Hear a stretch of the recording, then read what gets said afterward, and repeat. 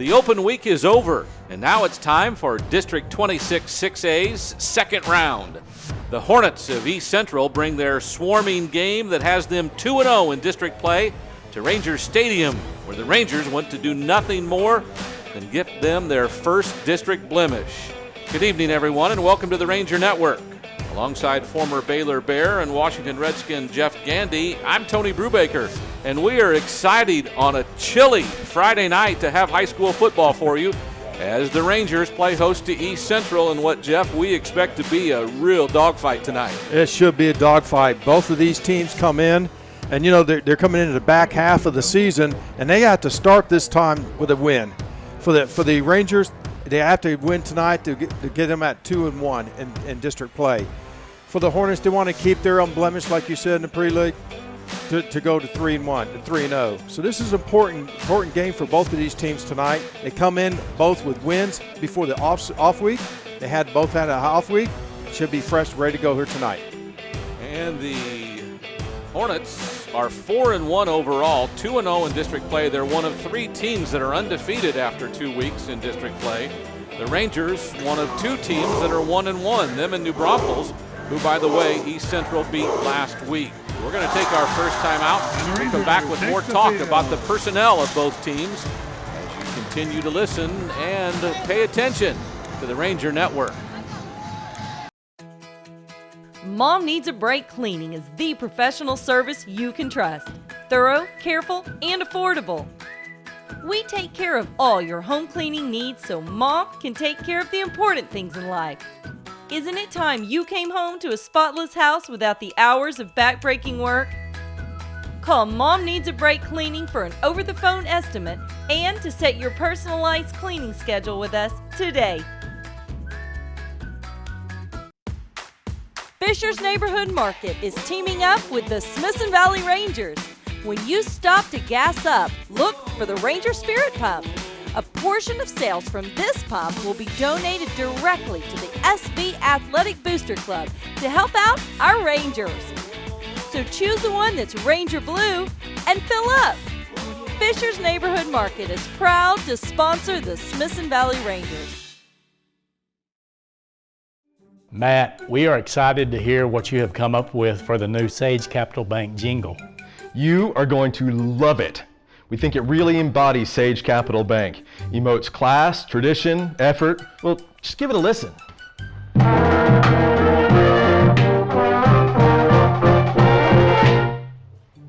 Man, that's really got spirit, but isn't that Awesome. That's the Smith. Best song ever.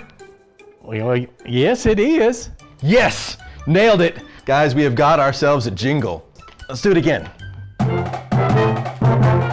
Sage Capital Bank is proud to support the Smithson Valley Rangers, and you can bank on that. And we're back at Ranger Stadium just a couple of minutes away from the start of tonight's game as the national anthem finishes up and both teams are back out on the field. We expect both sides to start taking the field any moment now. Again, because our officials didn't really give us the signals of who was doing what, we think Smithson Valley won the toss and deferred, and they will kick off from right to left on the screen today. The wind, which is howling out of the north, so I guess we're going to kick off. Flipping the field. Yeah, I guess we're going to kick off left to right with the wind because it's a north wind tonight. So the wind, which normally goes right to left, tonight is going left to right. And everybody knows that's because the cold front came through overnight and changed everything in our lives for at least a day or two. It's wonderful, too. Finally, fall is in the air. Football weather's in the air. And I don't know what happened, but they're kicking off to us. So we really don't know who won the toss except for they're kicking off to us, which leads me to believe they won the toss, even though the official didn't have time to signal anything in the coin flip type situation. So in any event, Smithson Valley will start with the ball, and they will be to the right. They'll be going against the wind. The wind is going north to south, and that means left to right. So the Rangers will be going into the wind starting at the football game. Jalen Nutt and Greg Eggleston are back for the Rangers, as you would expect. You'd expect this football to be kicked out of the end zone, too, with this kind of wind that's coming out. You would hope so. Right now, the wind, the ball is blown off the tee, so the officials are asking them to, well, they don't have to hold it yet, but if it falls or blows off again, they will. In any event, the kicker is Noah Chavez, 5'11", 175 junior. And the guns are up. Rangers are underway. And this is not going to be deep. In fact, it looks like it's going out of bounds on the far sideline. Fantastic. And that'll give the Rangers the ball in great field position as we start with senior Luke Gombert at quarterback. Should be Jacob Fortone behind him. The receivers Tietzman and Eggleston have been starting, along with tight end Chandler Cole. Smith, Muchagemba, Brooks, Benka, and Bell the starting. And the Rangers are going to make him kick it off again. But we do have the starting lineup already in the book. And instead of taking the ball in real good position, the Rangers will ask them to back up 5 yards and kick it again. And maybe Coach Hill knows that the kicker doesn't have a great strong leg. Yep. They have to get the football back over from the East Central sideline, because I'm sure we'd already tossed a Smithson Valley football out there for the offense to go with. You know, let's talk just for a second as they get ready to kick the football off, and that is the things that you can gain by having a week off prior to this second half of the season, you know, of district play. This is crucial because both teams have been off for a week, and sometimes when you're on a momentum, you know, on a run, you like the momentum, go ahead and play again. Both teams have been off, so we'll see who comes out ready to play here tonight. That's going to be interesting. Do you come out with a renewed vigor, or do you come out still asleep? Yeah. We're hoping it's the former, not the latter. This kickoff is a strong one, and will take Eggleston back into the end zone, and it'll be downed there. So the Rangers will start 1st and 10 from the 25, and we'll go from there. And again, all the personnel that we talked about before will be out on the field, and we look forward to what we expect to be an offensive type of game tonight. Hopefully the Ranger offense is good and the Ranger defense is good. That's what we hope. Well, East Central Hornets still come up with your typical 34 style of defense. That's just 34 personnel. That means 3 down linemen, defensive linemen, 4 linebackers, and a safety up tight. Gombert calls for the snap, gives it to Fortone. Goes right up the middle and gets stopped after a couple of yards. Not too much there. Inside linebacker. Yeah, outside linebacker Michael Martinez got him. A short gain of 2 yards brings up 2nd and 8, and the Rangers will see from the sideline what that play might be. I'll tell you what, the nose guard for the Hornets is Jaden Jones, 6'1", 300 pounds. He's number 7, a single number kind of guy out there, so we know he must be stud. Here's a sweep coming left, and this is the backup running back, which is Gabe Hoskins, who's got some good carries so far this year, but he just gets a couple of more yards, and that time Jones, one of those in on the tackle. Yep. It is 3rd down and 6, not really what you want on your opening drive. No, you want to stay ahead of the chains and maybe make it 2nd and short, 3rd and short, but here you have 2nd or 3rd and long. We'll see what the Rangers come out with. Eggleston and Tietzman both go wide right. There's a receiver left as well. Gombert rolls a little bit to his left, now looks right, throws it long for Eggleston. He got grabbed right at the end. We got to expect the flag there, and it comes out. That will be pass interference, and there's no doubt about that, as the defensive back grabbed him by the shoulder right as he was about to go under that ball and make a catch. And the flag will give the Rangers 1st down by penalty. That's an easy call right there. Like you said, Tony, Eggleston had beat the safety, number 16, Walter Johnson, and all Johnson could do is grab a hold of some Ranger jersey and pull him back. Otherwise, that would have been in the end zone. So 15 yards. It's not a spot foul, but it is 15 yards. We're not in the NFL. Automatic 1st down. And an automatic 1st down. So from the 29, math majors, that should take you to the 44. And that's where our umpire is going, and that's where the bar will be spot down, 1st and 10 from the Rangers. Luke had good pass blocking up front from his interior line that time, so he had enough to step into that throw into the wind, and it was a good 35-yard pass would have been caught by Eggleston if it wasn't interfered with. So that was a good job by the offensive line. So the Ranger gets ready to go again. Here's a handoff to Fortone, open on the right. He's got a seam out to the right. He'll have first down yardage as he gets near the 45-yard line. After being pushed back, he should still have yardage for the first down, and I think that'll move the chains again. Nice push by the offensive line. In fact, that's one of the critical factors of the offense for the Rangers here tonight. They're going to have really good offensive line play. That time they had a nice push on the right-hand side, and Fortone saw the grass on the right side and was able to get up and get a first down out of it. Not real sure all the ingredients of that because I kind of took my eyes off of it, but did we have motion coming left or something? No. Because they vacated the right side of our offensive, their left. Right now a tighter formation with a wide receiver right.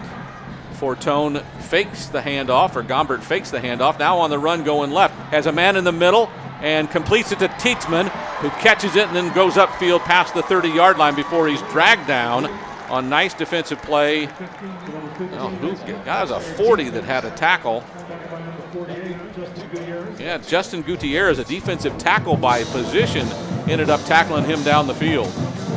That was a really good play by Luke Gombert because he was coming out and he really didn't have a receiver open, but by buying time, Tietzman was able to get open. He was able to get the pass to him. Gombert nice job. Takes the snap, gives it to Fortone. Right off right guard, get a couple of yards. Ball was spotted at the 28, pardon me, so a gain of about 3 to the 25. It'll be second down and 7. A whole bunch of Hornets were in on the tackle there as they really clogged up the middle for the second or third time tonight. That's usually a good place to run, is behind Nathan Matsuguma, number 65, the left guard. And but it looked like there was 2 or 3 Hornets that just the defensive players are right there in that hole. A little bit too much for him to take on that time. This is the 6th play of the drive, which continues now at the 25, second and 7. This is, I think it's Eggleston, who squirts out the left side, gets across the 20. Don't know if they'll give him first down yardage to the 19, but he'll be close. It should be 3rd and 1 as he's brought down out there again by Gutierrez, a defensive tackle out on the edge. You know, this is nothing fancy we see in this opening drive as far as those of us who've watched the Ranger football for several years. This is very typical. You run left, run right, throw, play action, keep the defense on their toes, off balance. That's exactly what's happening in this first drive. Again to Fortone up the middle. Ooh. I'm not sure he got it that time as the defensive line really pushed in from that side. Along with linebacker Cornell George, some interior linemen really clogged it up. He might have lost a yard there. Might have. But the ball's at the 19. It'll be 4th and 1. I think the Rangers are going to go for it. You're kicking into a mighty wind on this end of the field. Well, even if you don't get it, you've got them backed up. So this is the right call. Douglas goes wide right. Tietzman down on the left. 2 backs in the backfield, Fortone and Eggleston. The tight end, Chandler Cole, is off the right side. A little adjustment to the play as the play clock goes under 5. Gombert with his handle. Gives it to Eggleston, going off left tackle. He gets first down yardage, but then gets brought down about the 16-yard line, so not a real big gain. Down at the bottom of that tackle is one of the safeties, Isaac Mata, along with linebacker Dimitri Rodriguez. Well, you thought Eggleston had a little bit of daylight, and I mean it closed quick that time when the outside linebacker Rodriguez came up and closed the gap. But it was enough for a first down. That's the main thing. So another first down puts the Rangers at 1st and 10 at the 15-yard line. Now we'll call it the 16. Gombert has motion now as Fortone goes to his left and takes the handoff going right. He's got some room on the right side. Cuts it up in, gets across the 10, falls forward to about the 6-yard line. Not quite first down yardage, but as he's brought down, the Rangers will have second down and short.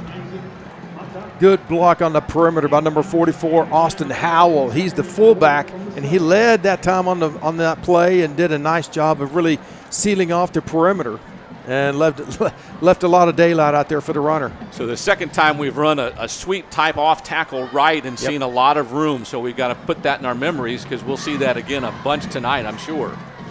Eggleston out wide to the left. Somebody moved on the left side, I think, as we run the ball up the middle with Fortone. A short gain, first down yardage. Boy, the inside receiver jumped. I'm not real sure why we didn't see a flag, but it's a first down run for Fortone. pretty impressive drive so far. You're knocking on the door here on the 5-yard line. Opening drive of this critical 26-6A game. Well, if they can punch it in right here, that really sets a tone. And you've taken almost half the first quarter clock up. Yep. Eggleston up the middle, has a block, gets through, wiggles, and into the end zone he goes. Touchdown Rangers, Greg Eggleston with another touchdown, his 6th rushing touchdown of the season. And the Rangers have taken a 6-0 lead with the extra point to come. Nothing fancy there, just classic Ranger football, just a dive off the left-hand side, following blocks by 65 Maxaguma and Devin Smith, the left tackle. And Eggleston was able to wiggle his way right on the D-gap, right in the end zone. Great job. Good execution.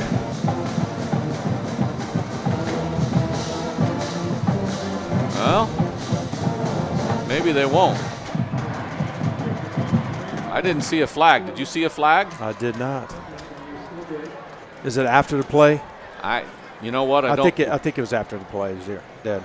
Yeah. Personal foul against Smithson Valley. That means it'll be assessed on the kickoff? On the kickoff. Okay. It was after the play. So after the play, a personal foul. We don't know what kind of personal foul, which normally... I guess if you don't hand the football back to the referee and you kind of throw it on the ground, that's a penalty? No, I don't. In any event, the Rangers will come on with the extra point. And this is not our normal kicker. Yes, it is. Joaquin Rodriguez is out for the extra point. It's up and good, and the Rangers lead it 7-0. 6:20 to go in the first quarter. We've got a timeout on the field as the Rangers lead it 7-0 on the Ranger Network. Building links between people. Connections are real, finite, tangible experiences, ones you'll never forget. GVTC understands and delivers connections for their customers every day. I'm Luke Gombert, and GVTC has me connected. 11 plays, and they cover 75 yards and do it in 5 minutes and 45 seconds. So an impressive drive to start the game for the Rangers. Well, Coach Hill was a little concerned at how the team would come out if they come out flat after having a week off. I think offensively they came out on all systems go because they looked really good just marching down the field. One of the things we did talk about both off the air and on the air was the East Central defense is not a really good defense. No. They don't have the kind of – they have several pockets of really good players, like their defensive line is good and half of their secondary is above average, but they don't have 11 strong defensive personnel, which means you can move the ball on them. So it was good to see the Rangers do that off the start.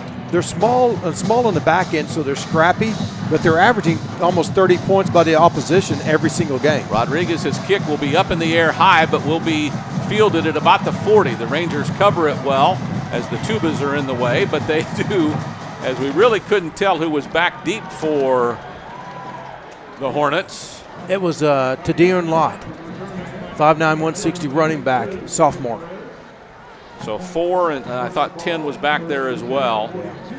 So in any event, we'll see more of that later. So the Hornets will come out. Their typical, like, no-huddle offense, try to be in a hurry. Again, they have the premier running back in D'Angelo Rosemont and the sophomore quarterback, Caden DeSanko.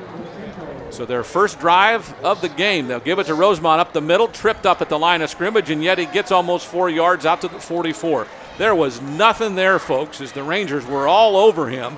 But he managed to get up the field. The first contact was made by Luke Seminaro. Trey Witcher was there. Trey Moore was around. And the Rangers had him, and he got 4 yards. Yeah, well, that's the sign of a good back. I mean, just because there's nothing there, but at the point of contact, you're able to get a couple of yards. That's just a sign of a good back.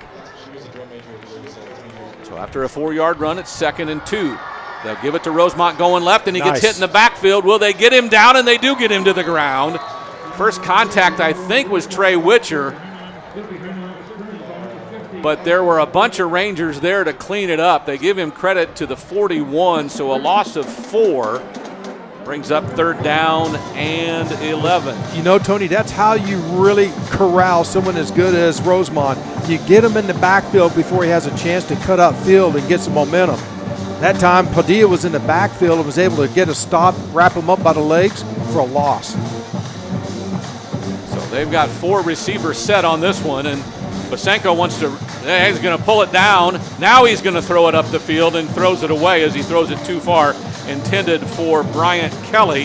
I think he had the idea when he broke through the offensive line to run for it, and he might have had a chance to get a first down if he does, but it's incomplete and 4th down. Well, that's what we noticed in looking at film. He doesn't really want to scramble and keep his eyes down the field to throw the football. He really wants to, once he gets pressure, to tuck it and run.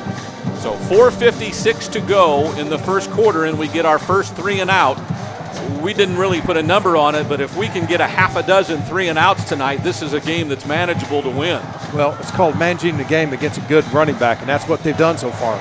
And I believe they have a delay of game here as they didn't get the punt off in time.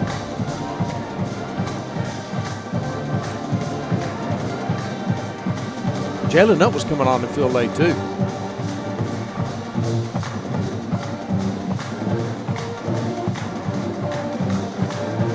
They're trying to figure this one out. So procedure is the call, not delay of game. Okay.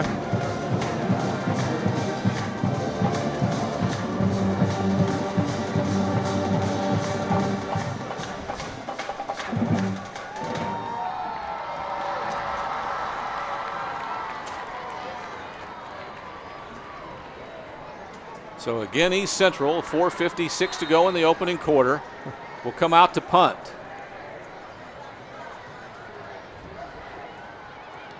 Oh, Did we get a hand on it? I think we did. So partially blocked. It'll roll out to about the Ranger 32. Mason Livingston was back to recover. That was Trey Moore again, Tony, getting him in the backfield to blunt that punt. He got enough of it to really deflect it. Right, Tristan Peterson is the punter. Moore got a hand on it, partially blocked, but he'll still end up getting almost 26 yards on the punt. He was lucky to get that with a good roll, actually. Trey Moore's just, I'll tell you what, that's a complete football player. When you can play defensive tackle, now tonight he's playing defensive end.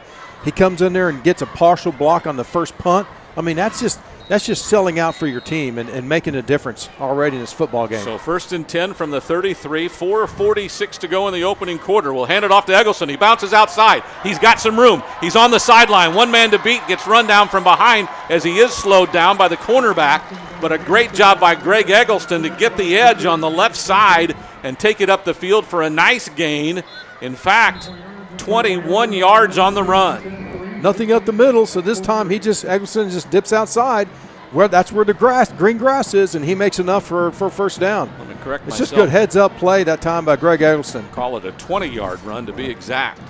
So Fortone's alone in the backfield with Gombert now. 2 receivers wide left, 1 tight left, or wide right. Out to Tietzman on the right side, beats the cornerback to the ball on a nice little slant, and it's first down yardage to the 32-yard line.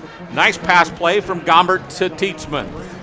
I'll tell you right now, the East Central defense, they really don't know what to expect because they stood up. Their defensive lineman just, at the snap of the ball, just stood straight up. And that time, the offensive linemen just had their hands right in their chest. It was beautiful.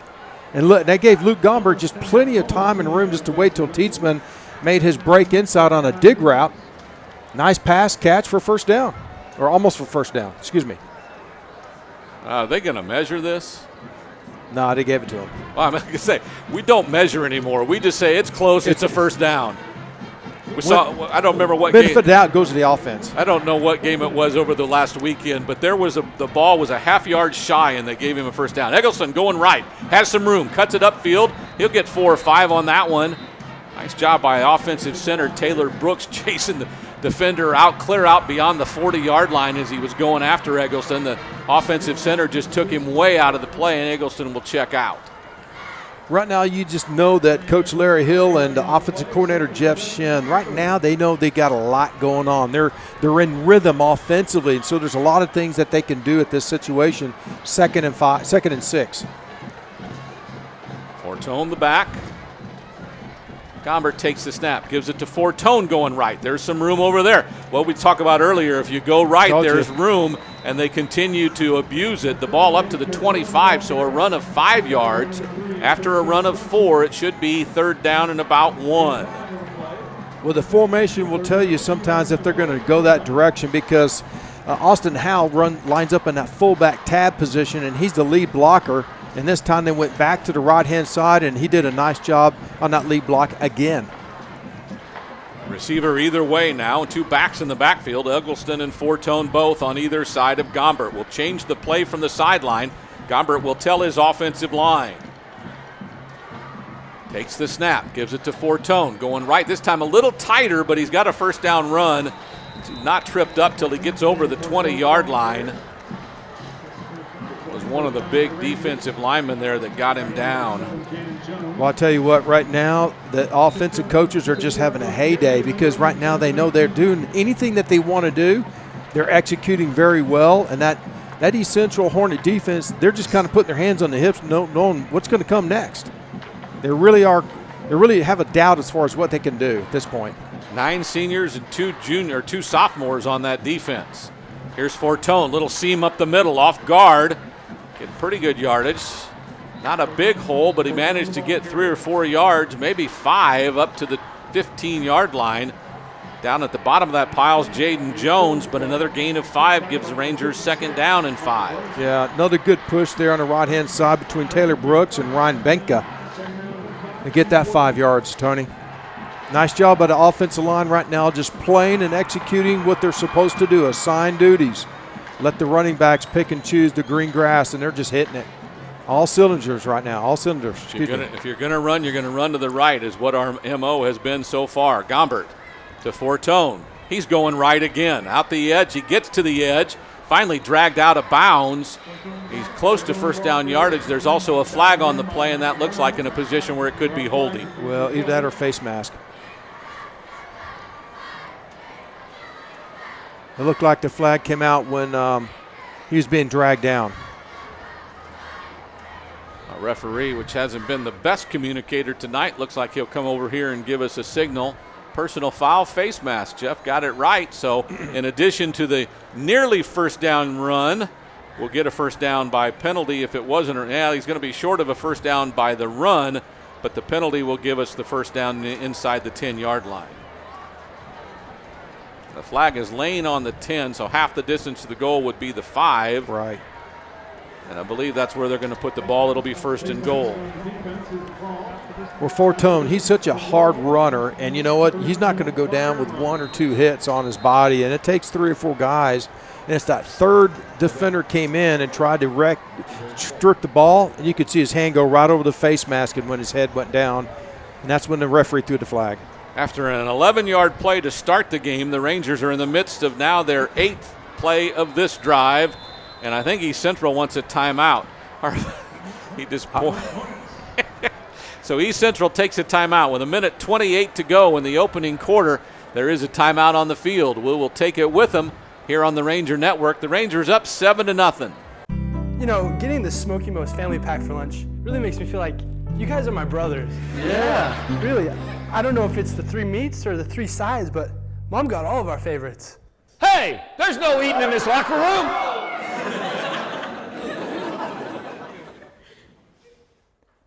Smoky Mo's family pack makes us family, which makes me Super Dad.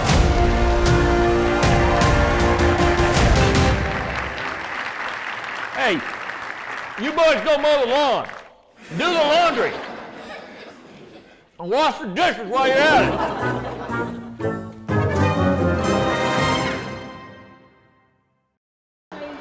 Back to Ranger Stadium. We're not quite a quarter into this game, and Jeff has said it a couple of times. Their defense looks winded after 2 drives of the Rangers. Well, when you take a physical pounding that they've been taking already for this first quarter, it takes it out on you fairly quick, and they have not been substituting the defensive line or linebackers. Now, again, in our pregame, we mentioned that the 3 down defensive linemen for the Hornets, they're big, and they held up a lot of the offensive linemen. Their linebackers and safeties are small, but they're scrappy. But right now, our offensive linemen are getting to the second level and getting a hat on those linebackers and safeties, and that's what's made a difference in, opening up more and more holes for the running backs to be able to get more green grass. 1:28 to go in the opening quarter. Rangers up 7-0. Now at the 5-yard line, 1st and goal. Here's Fortone. Started left and went back right. Got somebody on his back and is dragged down after barely a gain of a yard. So the Rangers will have 2nd and goal from the 4.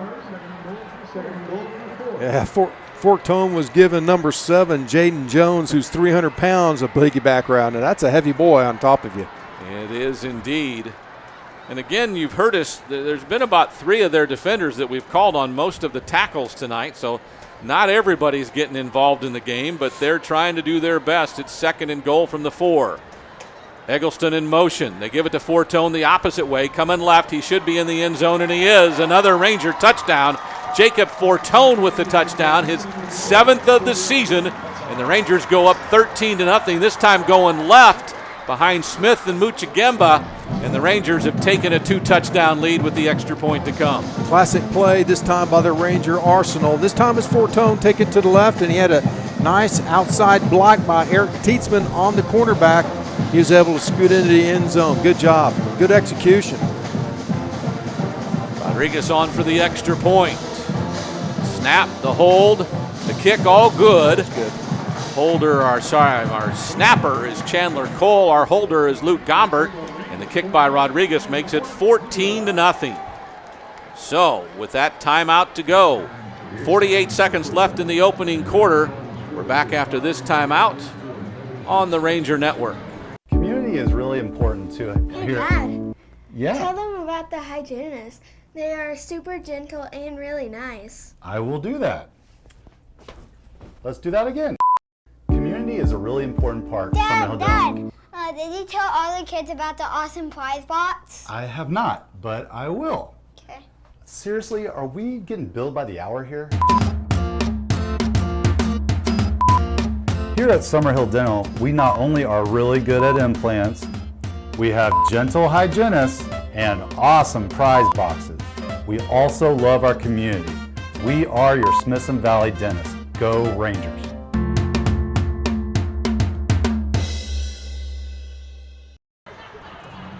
Back to the Ranger Network as the Rangers have jumped ahead in the first quarter 14-0 over the Hornets of East Central. 9 plays, 67 yards, 4 minutes, 1 second on that drive. 2 lengthy drives by the Rangers have them up by 2 scores. Rodriguez will kick it off into the wind. High, floating. It is caught by the Hornets, and he continues to move from left to right. To Sean Johnson. It is Johnson, the sophomore at 5'10", 165, one of the deep backs for the Hornets, who brings it out to the 29-yard line where East Central will start 1st and 10. Well, just because you have 14 points on the Hornets, you just cannot light up at all, because these guys can strike at any time. They're that good. Very explosive offense. D'Angelo Roseman can score 14 points in 42 seconds if you let him. DeSanko wants to throw out to the left. Intended for and incomplete. Looking for Oglesby. Over the top of him.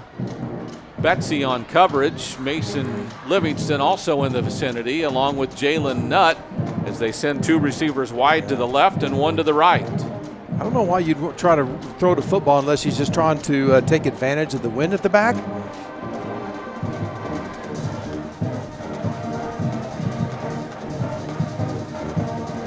Run. Sanko ready. Takes the snap, gives it to Rosemont. Bounces out to the left, has a room. Boy, he's quick as he gets his first and second step going forward. He juts ahead. He's got about 9 yards out to the 38. It'll be 3rd down and 1 after the 8-yard run, or 9-yard run. That's tough. It's hard to corral Rosemont because he's so darn quick. He dips inside, went outside where the green grass was, and able to pick up 9 yards. And now you're looking at 3rd and 1, total different situation. And he's got great vision, and he's got great feet. Those 2 combinations make you a really good running back.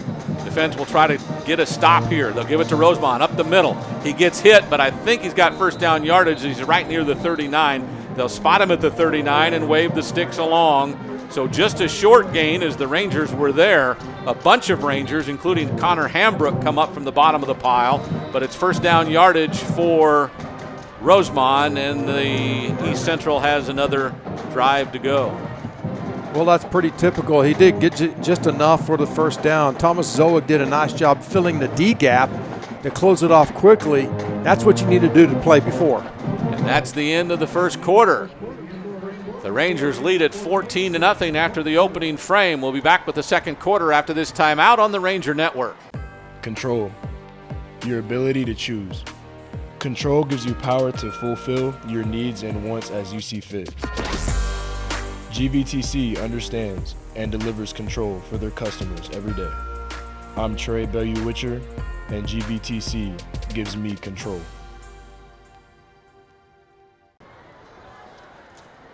We're back to action on the Ranger Network. Rosemond wants to come left and again stopped near the line of scrimmage. He pushes forward and gets almost 5 yards out near the 44-yard line. I guess they'll call it the 40. Yeah, it's the 44, so 4 yards on first down. You know, he's not a big, Rosemond is not a big guy. In fact, Trey Moore had his paws all over him, but he's able to squirt out and scoot up for, 3-4 yards. It's amazing. Rosemond going right, avoids a tackler and then bounces out. He'll get upended by Livingston, but not until he gets past midfield and gets first down yardage. This is what we typically saw in film, and that is it's hard to just control D'Angelo Rosemond. He's just so talented. That time he dipped in and out, spun around one tackler, and he made enough for a first down. It's just amazing to see the kid run. And we've talked about it looked to me like that time we had 3 down linemen and we're more in a 3-4 than a 4-3. Now we've got 4 down linemen back on the field, so keep an eye on that. 2 receivers left, 1 to the right. They'll give it to Rosemond going right. Cuts inside, gets a couple of yards before he's stopped there on the spot. Trey Moore is there along with Mason Livingston and give him a gain of 2 to the 47. Tony, I really believe the key to slow Rosemond down is you got to get a hand on him at the line of scrimmage. That last play is a good example of it. If you get him before he can cut up field, you have a chance. So the run continues. They're across midfield now at the 47, 2nd and 9. Pasanko gives it to Rosemond again, tries to bounce inside, and he's tackled right at the line of scrimmage. In there for a nice looking play. It's one of the safeties, isn't it? Is that Betsy? Oh, it's Sanders, America Sanders, pardon me. Our inside linebacker just jetted. He just burst through the gap. He jetted. And put a couple of arms around D'Angelo Rosemond's legs. And 2 minutes into the second quarter, they have a 3rd down and 10 from the 47-yard line. This is the position you have to get this offense in. Now they're going to have to make a decision if you want Pasanko to have to try to throw the football. Into the wind. Exactly. He's going to run. He's got 3 receivers out here setting up a screen. Caught by Rosemond, and he's tackled on the spot. Great open field tackling by the Rangers. What a nice looking play as there's timeout on the field. Don't know what happened. That was a great play that time by Carson Padilla.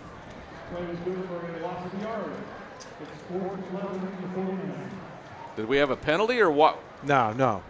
Well, why did we stop the clock? We had to. They're moving forward. Personal foul, face mask. So they're going to be stopped on 4th down but get a first down by penalty. Well, what we couldn't see, Tony, from our angle is that maybe Padilla had grabbed a little bit of face mask while trying to wrestle him down to the turf. But I tell you what, Padilla couldn't have played it any better that time on that screen play that time to Rosemond. Now Rosemond is split out in the slot formation. Watch out for a reverse. 1st and 10. 9.5 minutes to go, second quarter. Rangers by 2 scores, 14-0. Pasanko kind of fumbled the snap. He's going to try to run upfield, but he's cornered in the backfield. Trey Witcher among those that got credit for the tackle, so it'll lose a couple of yards and be 2nd and long. But as he got the snap, and I don't know what he was going to do with it, he kind of fumbled it in his hands. Well, by that time, Richard was almost in his pocket, too. Trey Richard did a nice job just beating the offensive guard, and I believe that was Satelio, who's a 6'3", 305-pound guard. I tell you what, Richard just did a nice job getting in the backfield. Great technique. So 2 receivers left, 1 to the right. They had a 5-receiver set on that last one, as Jeff mentioned. Rosemond out. This time they hand it to Rosemond. He bounces, gets hit about the 35, and then finally dragged down. He has got some kind of feet. He just keeps hopping until he can explode off of that plant foot, and he is a dangerous running back, but gets only 2, and there's another stop of play, as I don't know if we can't see flags. Now they wind the flag, so I don't know why the clock's running. But why are they stopping it there? I'm confused by this crew. In any event, it is 3rd and 11 after the loss of one, or gain one, pardon me, on the run. They'll send 2 receivers to the right. Russell's in the backfield with a fullback in front of him. Watch the fullback in the flat. They give it to Rosemont. There you Tries go. to bounce outside. Trey Moore comes upfield, and he'll wrap him up and throw him down. Wow, the junior defensive end, Trey Moore, will put an end to that run, and it'll be 4th and long. The fullback, number 33, John Lipson, usually lines up and is blocking backside, and that time he would have to block Trey Moore. Trey Moore would have none of it and would beat the block and then make the tackle in the backfield on Rosemont. Just an excellent play that time by the junior defensive end. Looks like they'll send the punt unit out. And it's Peterson, Tristan Peterson, the senior punter, into the wind if he does punt. And he will. Just kind of pooches it, aims it for the sideline, and it'll go out inside the 15-yard line. At least it'll be down inside the 15, and that's where the Rangers will start 1st and 10. That was both Nutt and Livingston back deep. We'll keep this one here with 7:10 to go just to talk about. Now we have a long field. We had the ball at 25, then we had it at 33. Now the Rangers will start from their own, I believe that's the 13. So, Jeff, as we continue to talk about what we've done offensively, that time their offense got 10 plays on a drive and was then stopped again by the defense. Now our offense really would be nice to take up a lot of this quarter, what's left of it, 7 minutes, and get another score. Well, they'll have the wind at their back, so look for a little more of a passing opportunity as well. Fortone up the middle. Will get a bit. I think they'll give him a couple of yards to the 15. You know, it looked like Luke kind of had to go down deep or almost to the turf to pick up that snap. We've had some issues the last 3 or 4 games on this snap.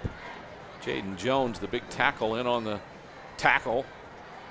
Fortone gets a couple of yards. It's 2nd down and 8. Well, the one thing I know Coach Hill is probably thinking, we don't need a 3 and out right here and then punt and get it back into good field position in East Central. We need to sustain a long drive here. Even if we don't get any points, just take time off the clock. Tight formation, Fortone up the middle. He gets hit pretty much as he gets past the line of scrimmage. And again, it's Jaden Jones, the senior tackle, that hit him first. They'll give him credit for 2 yards to the 17, but that'll bring up a 3rd down and 6, which is a little longer than you want. That's not what you want at this point. So probably a little play action pass or rollout, getting Luke out of the pocket because it looks like he's getting a little bit of pressure right now up the front, up the middle. Game clock will go under 6 minutes to go when we snap this one. Rangers lead it 14-0, have scored on both their first 2 drives. Howell in motion to the right side. 2 receivers right, 1 to the left. Gombert wants to throw. Has Eggleston in the flat on the 2nd level. It's No, it's not Tietzman. It is Freeland. That time he can't hold on to it, and it's incomplete pass as the Rangers will have a 3 and out and have to punt. Well, that's what I thought they would run, is that rollout to the right-hand side where Luke can just kind of look at one. He has 3 receiver options, and he went to the deep option that time to Freeland. It hit him in the hands. It was going to be a tough catch, but it hit him in the hands. That would have been a great pickup. Unfortunately, now the Rangers have to punt. He was well covered by Carmichia. This is when you need to boom a punt. Garrett Brooks will put his toe to it, end over end. It should get a good roll, and it does. Hits about midfield and will roll all the way near the 20. So the Rangers will be able to flip field position here and start East Central back deep in their own possession, or own end of the field at the 20-yard line. So a good-looking start for the Rangers defensively as they get a nice punt that ends up being over 55 yards by Garrett Brooks. That's one way to flip the field, is just have a good punt like that. And everybody's doing that rugby style of punt where you get an end-over-end effect. That time, you know, Brooks had a nice job and got a really nice long roll out of it. Midway through the 2nd quarter, 5:38 to go. Rangers up 14-0. East Central with the ball at their 20. Bosanko wants to throw it. He gets it to the edge. A nice pass and catch by Anston Bryant Kelly, the junior wide receiver at 6'4", 175, his first catch of the game, gets about half of the yardage needed, a 5-yard gain, and they're at 2nd and 5. Good coverage by Noah Flores out on this end. They send 2 receivers to the right and 1 to the left. Bosanko looking to the sideline as coaches are over there sending some signals in. Now Jalen Nutt has some questions as he's out far on the left side.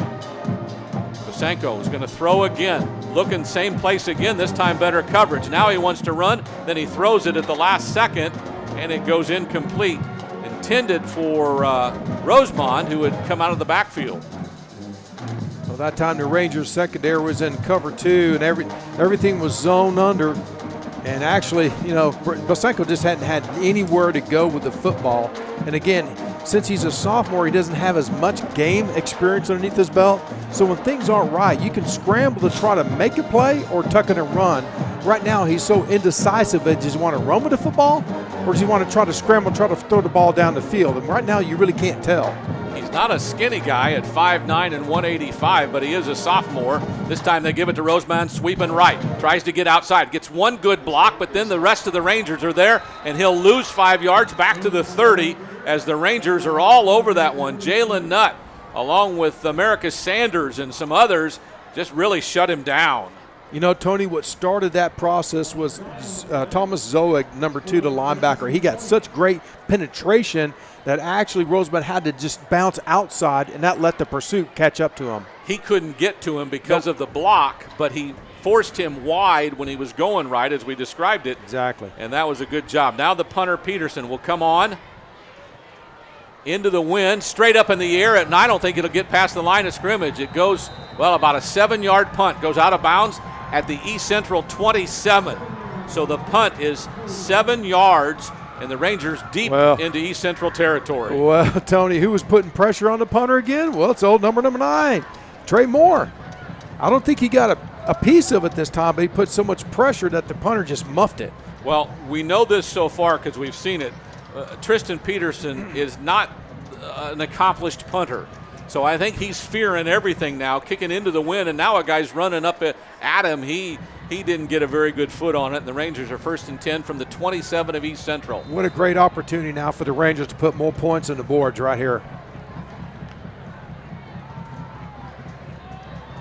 And off to Fortone, breaks a tackle, gets past the 20 before he's dragged down, and good-looking run by Fortune, about 9 yards. I think he's just shy of a first down. Michael Martinez in on the tackle at the 18. It's 2nd and 1. Fortune had to break a tackle by 56, the inside linebacker Michael Brown, and once he broke it, he was able to scoot up for almost a first down. Just a great individual effort that time by Fortune. Rangers would love nothing more than make this a 21-0 score after this drive and try to end the half down here on this end of the field. Gombert has a running back either side. 2 receivers to the right. Fortone up the middle. First down yardage as he gets to the 15 before he's dragged down from behind by Dalton Young, a senior backup defensive tackle. So the gain, well, he got enough for the first down. Is a first down. And the Rangers taking plenty of time. Play clock still at 20 as they get the sign in from the sideline. Gombert would be well just to let that play clock run as much as he can. 3 receivers bunched out to the right. Fortone the lone setback. Eggleston in motion. They give it to Fortone right as Eggleston comes in motion left. He breaks a tackle. He breaks loose. Jacob Fortone into the end zone. His 8th touchdown of the year, his 2nd of the night. There is a flag out on the right side. They'll place it at about the 8, and again, you'd like to see what that might be. It is holding against the Rangers. Take the Fortone touchdown off the board. I'm gonna call on. That's questionable on this one. Danny Bell, the right tackle, was out on the perimeter making a great block. He might have had a little bit of the jersey on the outside shoulder, and I think that's what the referee saw. To me, from my angle, I thought it was a great block. But I tell you what, that's unfortunate. Very unfortunate. Now you're back to first down on the 18-yard line. So the penalty is about 5 yards of line of scrimmage yardage. So first down and 13 from the 18-yard line.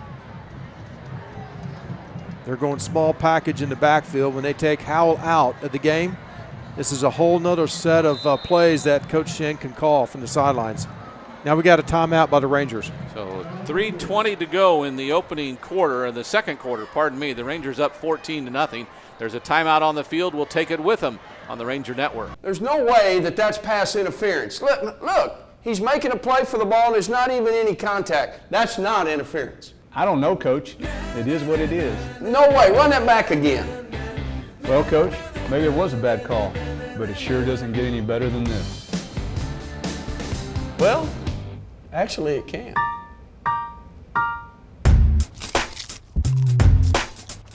Coach, this is awesome. I'm glad you think so.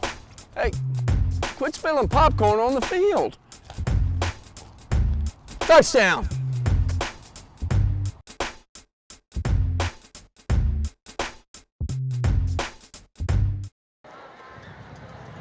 Back to Ranger Stadium here on the Ranger Network. 3:20 to go. This drive's been 1 minute and 25 seconds. We've run 3 plays, pardon me.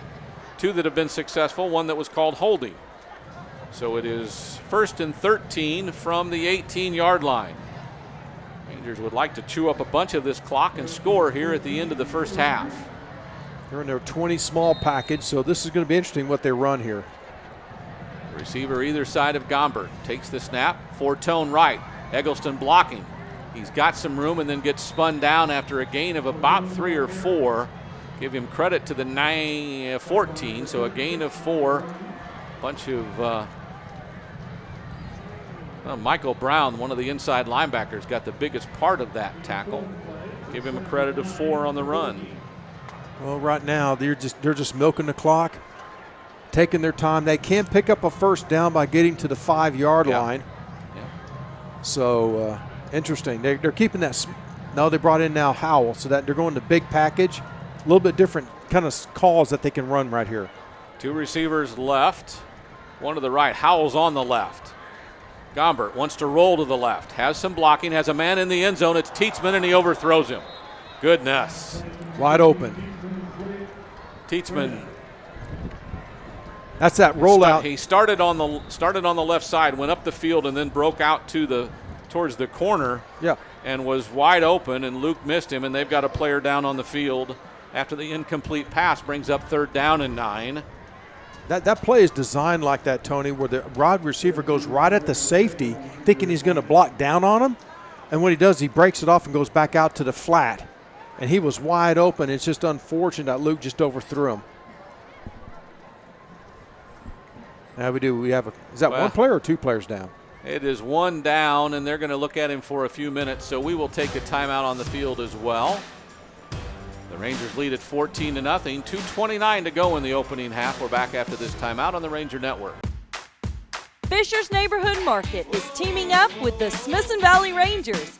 When you stop to gas up, look for the Ranger Spirit Pump. A portion of sales from this pump will be donated directly to the SV Athletic Booster Club to help out our Rangers. So choose the one that's Ranger Blue and fill up. Fisher's Neighborhood Market is proud to sponsor the Smithson Valley Rangers. So 3rd and 9 for the Rangers. We're back on the Ranger Network. 2:29 to go in the opening half. Second quarter play. The Rangers on a short field. Now we'll try their 6th play of the drive. 3rd and 9 from the 19. Gombert with running back either side of him. Wants to throw. Has Eggleston in the flat. Gives it to him. And he dropped it. So we'll say Luke missed the receiver in the end zone, which would have been a touchdown. This one would have been good yardage, and Eggleston simply lets it go off his hands. And with the wind at their back, the Rangers will try a field goal, I believe, from Joaquin Rodriguez. Oh, that's just a missed opportunity that time for Greg Eggleston. He's such a playmaker. For him to hit that pass, hit him right in the chest, and him dropping it, you just don't see that very often. This will be a 31-yard try again with the wind at his back. Not a lot of field goal tries this season. Cole's snap, Gombert's hold. The kick looks perfect. It's right down the middle. Joaquin Rodriguez, his third field goal of the year from 31 yards, and the Rangers lead it 17-0. We have timeout on the field. The Rangers lead it 17-0 late in the second quarter on the Ranger Network. Mom Needs a Break Cleaning is the professional service you can trust. Thorough, careful, and affordable.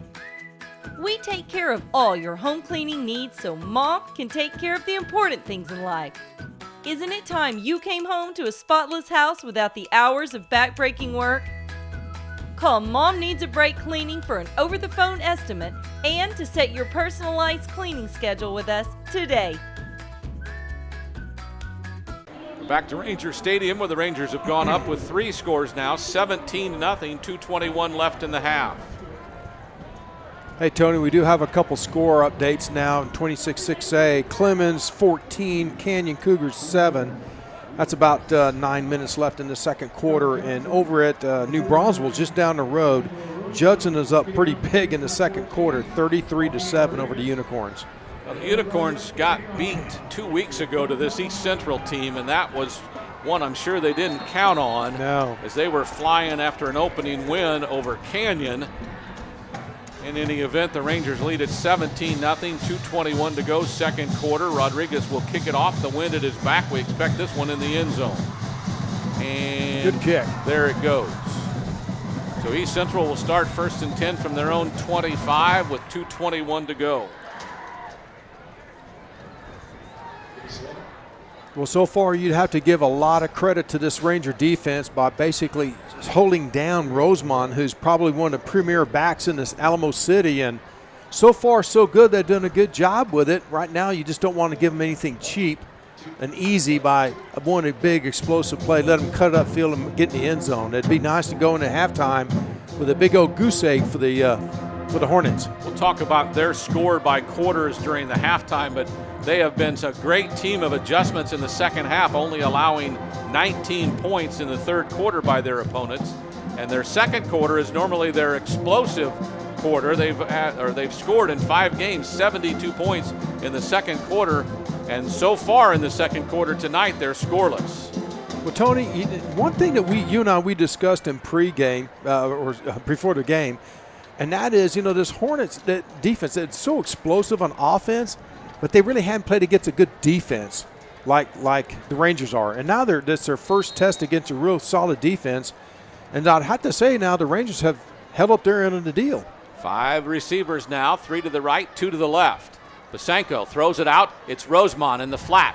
He'll get surrounded, breaks 1 tackle, falls forward, and gets 5 yards.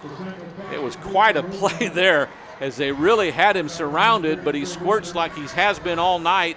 And a 5-yard gain makes it 2nd and 5. The clock now running under 2 minutes to go in the first half. Rosemont behind Basenko now. He'll run out to the right side, has to block somebody. It's Livingston on a blitz, or pardon me, it's not Livingston. But the blitz was, they throw it out, Oglesby, the intended receiver, but it is incomplete. That was Brooks that was in the backfield, putting pressure on Basenko, and it's an incomplete pass. Well, again, Brooks. But there's a flag out on the field. Yeah, Brooks getting such great penetration on the quarterback, Basenko, really disrupt the rhythm of that play from even becoming successful.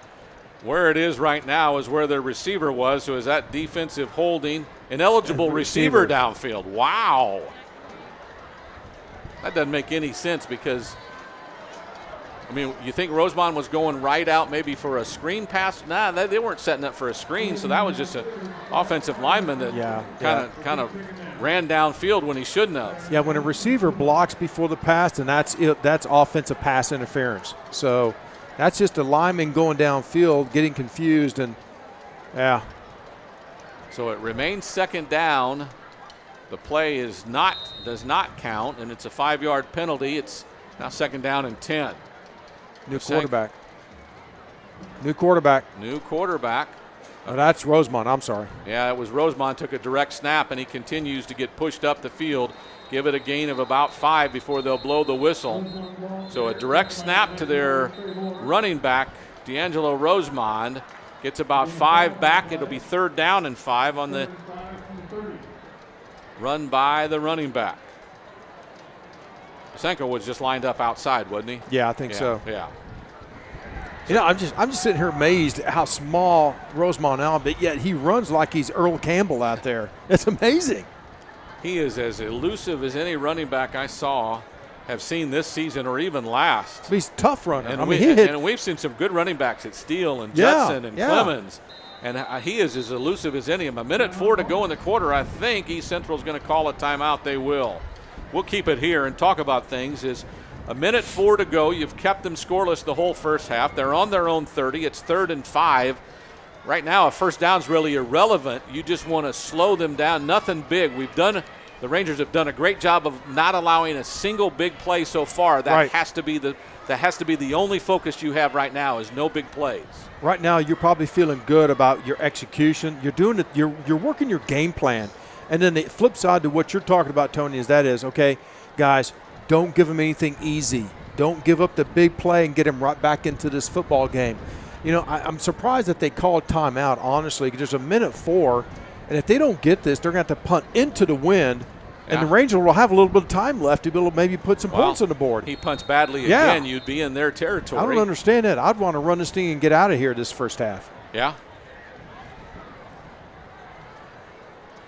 They'll have 3 receivers to the right as they come back out on the field. 64 seconds to go in the first half.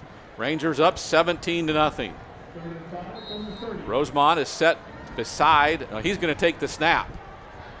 Basenko, actually, he'll take it, fake it, go up the middle. One man to beat, and he gets outside, but he's outside, and he'll stop the clock as he's chased out by Sinney, but not until he has first down yardage up to they give him the 41.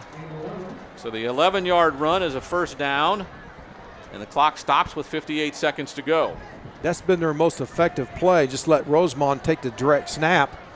He's 6, 7, 8 yards back behind the center, so he can just pick and choose wherever the open seam is. And that's what he's doing. Basenko back at quarterback, Rosemont to his left. 2 right, 1 left on the receivers. They give it to Rosemont, tries to feel his way up the field. Well, the interior part of the defense has been just dynamic tonight for the Rangers. He has gotten some yards here and there. That's a 3-yard gain, which isn't a bad gain, but he can't get it loose up the middle, and the clock runs under 40 seconds to go in the first half. That's because the Ranger defensive line is having gap integrity. They're going 3 down linemen, but they're doing a good job taking care of all the gaps. Basenko takes the snap. Fakes it to Rosemont, now throws up the middle, intended for the big wide receiver. That's Bryant Kelly, and I think he pulled it in.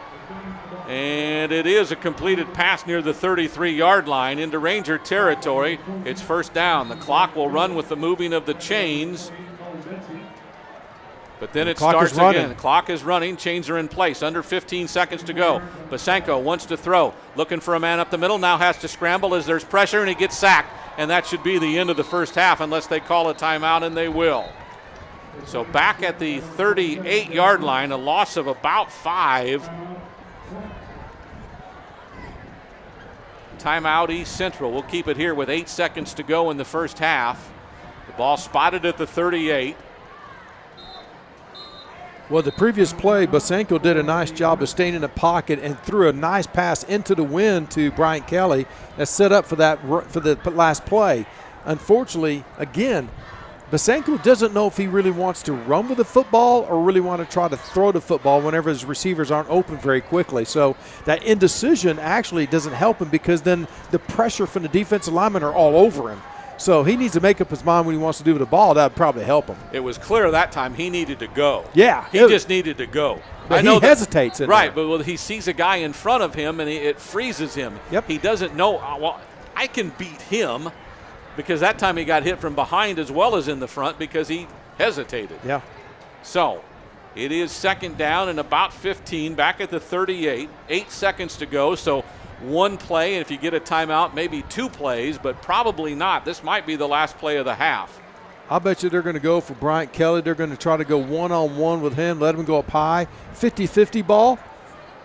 Heck, the kid's 6'4", and he's being covered by Betsy, who's 5'11".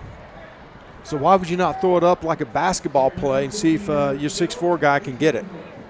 And if it's interference, you get it. You get a first down, automatic. Lott, one of the backup running backs, is in the slot left, and another receiver to the right. They're going to do a double reverse. Lott is in motion, and he gets it. Right sideline, has some blockers, but he runs out of bounds with 2 on the clock after a gain of about 5. So a lot of activity, but not much yardage to take you to your definite last play of the half. They're out of timeout, so they can't call any more. Looks like they're going to move Bryant Kelly over to the right with the other 2 receivers, Oglesby and Taylor. So all 3 big receivers are on the right. Rosemond now is lined up as quarterback. No, Basenko's there. Oh, that's it. Okay. He's to the right. So will they give it to Rosemond? No, Rosemond's there to block. There's pressure on him. He gets hit. Now he wants to throw. On the sideline, he'll throw it up the field, and it's intercepted. That is Livingston. That's Livingston. He's coming right, cuts up inside. Now there's a bunch of offensive players around him, and he'll go down. On the final play of the first half, an interception by Mason Livingston, and that'll be the end of the half. The Rangers up 17-0. We've got a halftime show for you, which includes a lot of different things, including a halftime interview on, I believe it's the senior segment that we always have every game. But we'll start off with some paid announcements here as the Rangers lead at 17-0. We're at halftime on the Ranger Network. Building links between people. Connections are real, finite, tangible experiences, ones you'll never forget. GBTC understands and delivers connections for their customers every day. I'm Luke Gombert, and GBTC has me connected. Community is really important too. Hey, Dad. Yeah. Tell them about the hygienists. They are super gentle and really nice. I will do that. Let's do that again.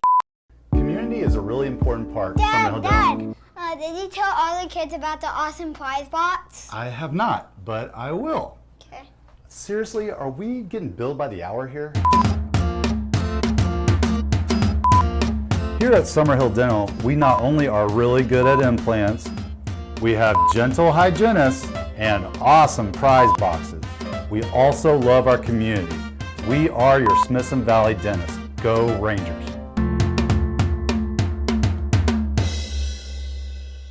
There's no way that that's pass interference. Look, he's making a play for the ball and there's not even any contact. That's not interference. I don't know, Coach. It is what it is. No way. Run that back again. Well, Coach, maybe it was a bad call, but it sure doesn't get any better than this. Well, actually it can.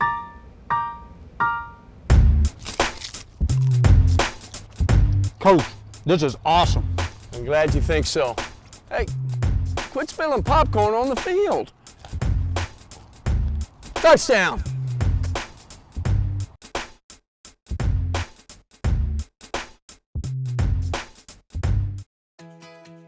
Mom Needs a Break Cleaning is the professional service you can trust. Thorough, careful, and affordable. We take care of all your home cleaning needs so Mom can take care of the important things in life. Isn't it time you came home to a spotless house without the hours of back-breaking work? Call Mom Needs a Break Cleaning for an over-the-phone estimate and to set your personalized cleaning schedule with us today. Fisher's Neighborhood Market is teaming up with the Smithson Valley Rangers. When you stop to gas up, look for the Ranger Spirit Pump. A portion of sales from this pump will be donated directly to the SV Athletic Booster Club to help out our Rangers. So choose the one that's Ranger Blue and fill up. Fisher's Neighborhood Market is proud to sponsor the Smithson Valley Rangers. Back on the Ranger Network, about ready to start the second half. Rangers up 17-0. Good looking first half drives, a pair of touchdown drives, and then a short field goal drive that could have been a touchdown if not for errant pass and then a dropped pass. So in any event, the Rangers will come out and be ready to go here momentarily. Thoughts on the second half? Well, second half, just keep doing what you're doing. I think right now, both offensively, defensively for the Rangers, they're executing very, very well. I don't think you could have written a better first half for the Rangers than what happened. I think though you keep getting after it. You can't relax at all against this team because they have such great explosive potential with Rosemond and with those wide receivers and the offensive firepower that they have. You just can't let up on the gas. What else do you do? Just keep executing what you're doing. We talked after the first 3 and out we were able to get as a defense, and they were able to continue the second quarter without giving up any scores.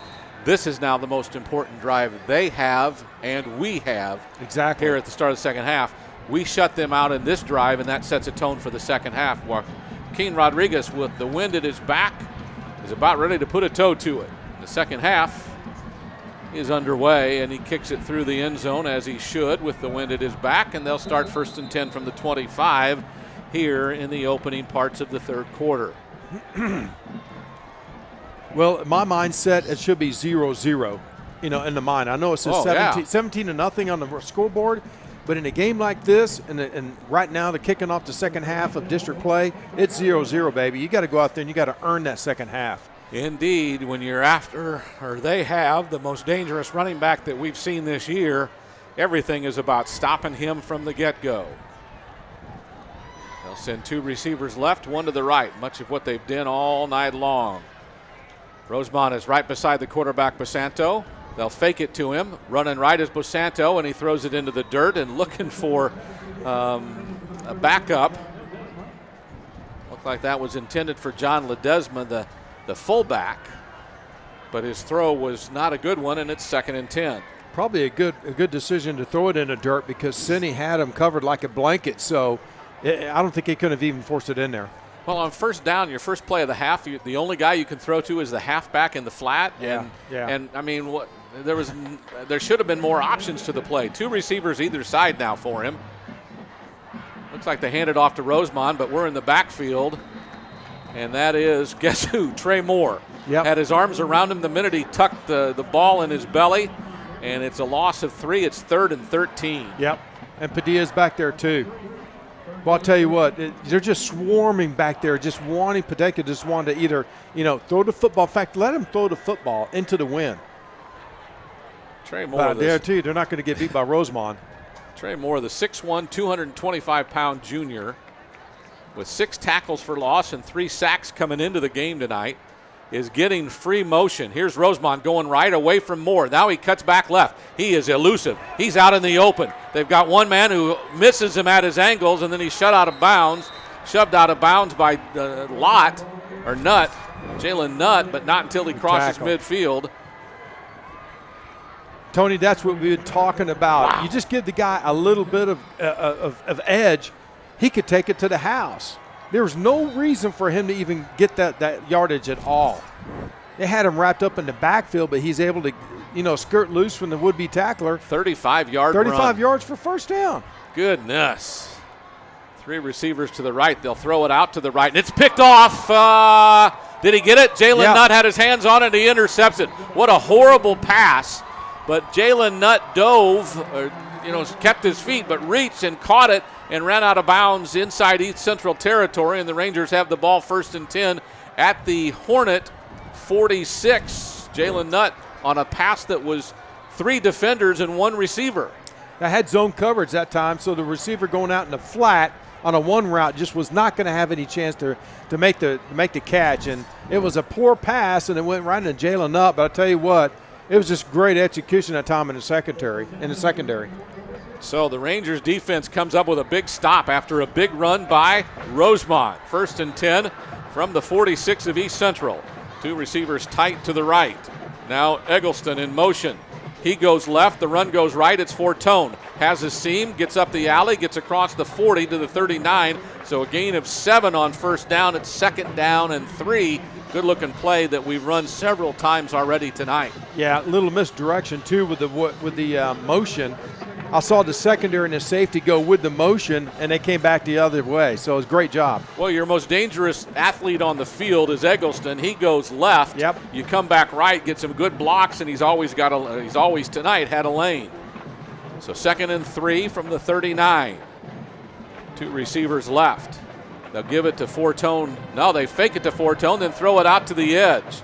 And it's caught out there by, I think, Cooper Douglas, the junior receiver, first down yardage as he carries it up to the 33 before he's dragged down. I'll tell you, that's a heck of a catch, too, because Cooper Douglas is only 5'7", 160 pounds, and that pass went pretty high. But he went up high for the ball, pulled it down, and ran enough for a first down. Great job. Great play fake to Fortone, and then hit one of those two receivers out on the side. Now two receivers to the left, one way to the right. It's Eggleston. Heavy set. Eggleston out on single coverage on the far right side. They'll give it Eggleston. To Eggleston. I'm sorry, that was Tietzman down here, and Eggleston has a nice run on the left side. Good, almost first down yardage inside the 25-yard line. I believe it is a first down at the 22. When they have Howell, number 44, lined up in that fullback position, he comes up to the line of scrimmage in what we call a tab position. Most of the time, he's the lead blocker. This time they go Eggleston the opposite side, and the numbers were negative for the defense, so they didn't have enough defenders out there and more blockers. It's just a great design play, what I'm trying to say, and it went the opposite direction for what typically the play would go. So 1st and 10 from the 22. Eggleston in motion. Give it to Haskins going left. He's got some room. He bounces outside. He beats a defender to the sideline before he's shoved out of bounds inside the 5. That's a first down at the 3-yard line. 1st and goal for the Rangers. That play right there, it really was successful because the offensive line making it, they're sealing off the backside, but also getting to the second level and walling off the linebackers. They couldn't get in the flow to make the tackle in that time. And there's just nothing but pay dirt, almost pay dirt for the runner back. Gabe Hoskins gets 20 yards on the run. It's 1st and goal for the Rangers at the 3-yard line. I bet Fortone will get this one. They'll fake Eggleston, give it to Fortone up the middle. He gets shut, though. Gets inside to about the 2. Like Rodriguez on the tackle there. So they'll keep it at the 3, no gain. 2nd and short on the 3. So 2nd and goal from the 3. See what the play call is this time. That time they had Eggleston in motion again and kind of ran against. Not really much there deep inside. Howell's in that tab position with Fortone. Let's see what they do here. Eggleston comes left in motion. Fortone comes right. Gets some blocks on the edge. Gets to the corner and runs into the end zone. Jacob Fortone that is 3rd touchdown of the night. Now one got called back. His 2nd touchdown of the night gives him 8 on the season, and the Rangers go up 23-0 with the extra point to come. Tony, that's just well executed that time running the football. It's a play that they run a lot. They do it out of different formations. Chandler Cole, the tight end, made a great seal block that time on the linebacker, was not able to get into the flow to make the tackle. That was a great job. Good call on the block. We saw it. I just didn't know what the number was.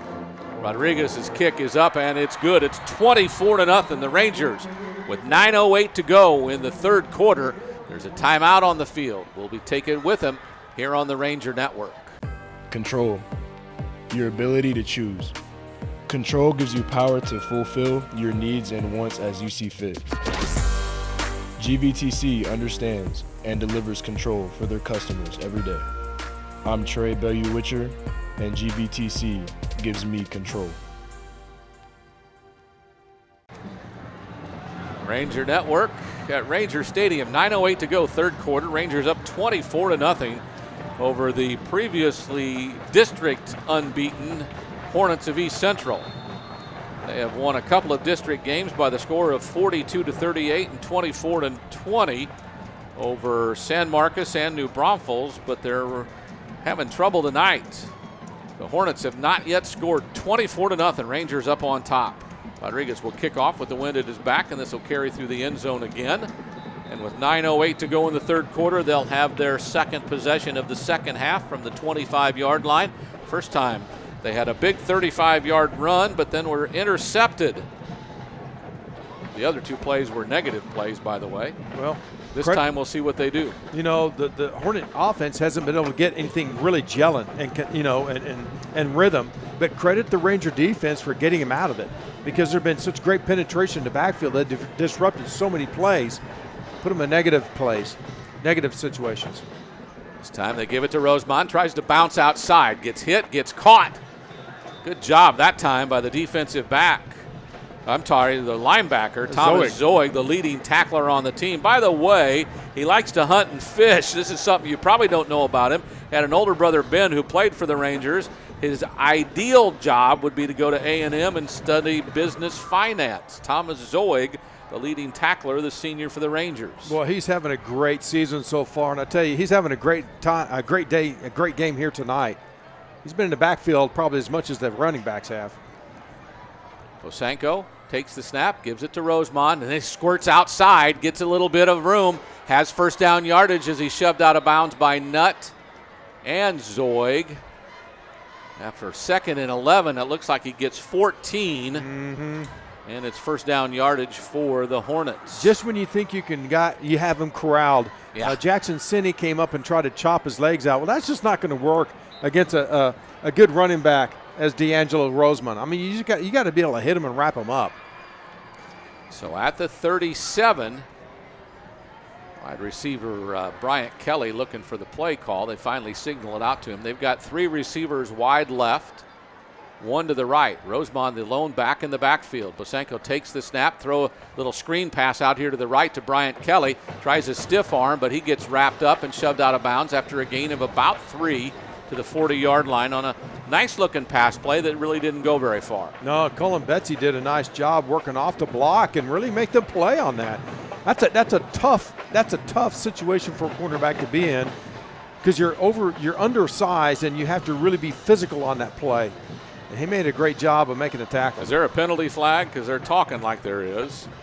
That could be an offensive face mask because it looked like when Bryant Kelly stuck his hand out, it looked like he got the face mask of Betsy, and that's the call. That's a good call by Coach Hill. Go ahead and take him back. Don't take the down, just take him back.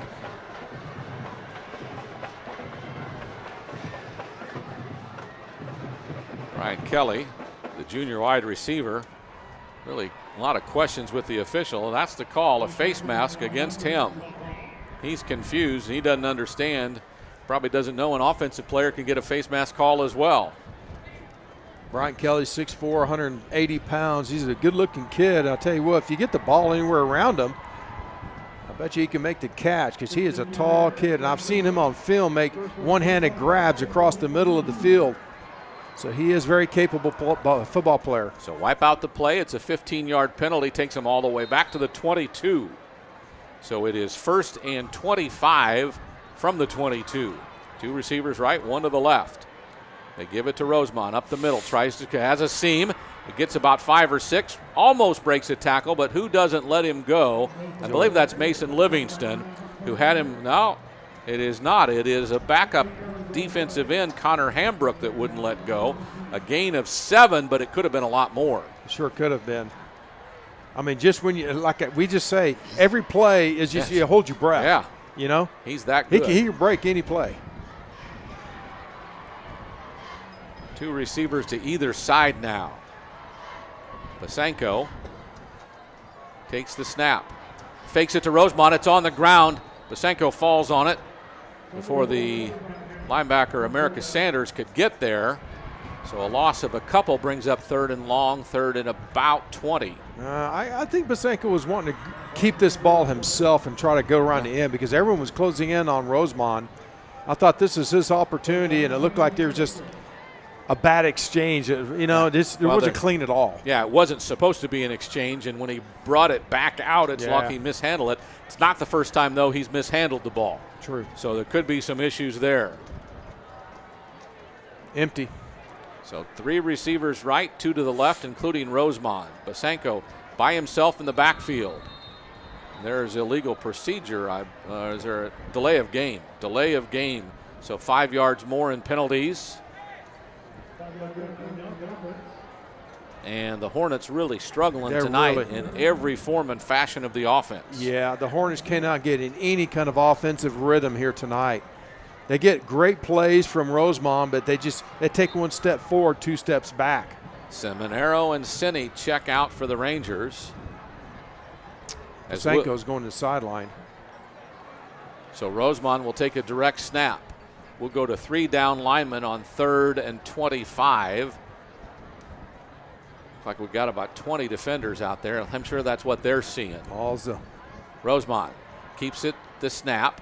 Tries to squirt, breaks a couple of tackles, but then gets dragged down before he gets anywhere near the original line of scrimmage.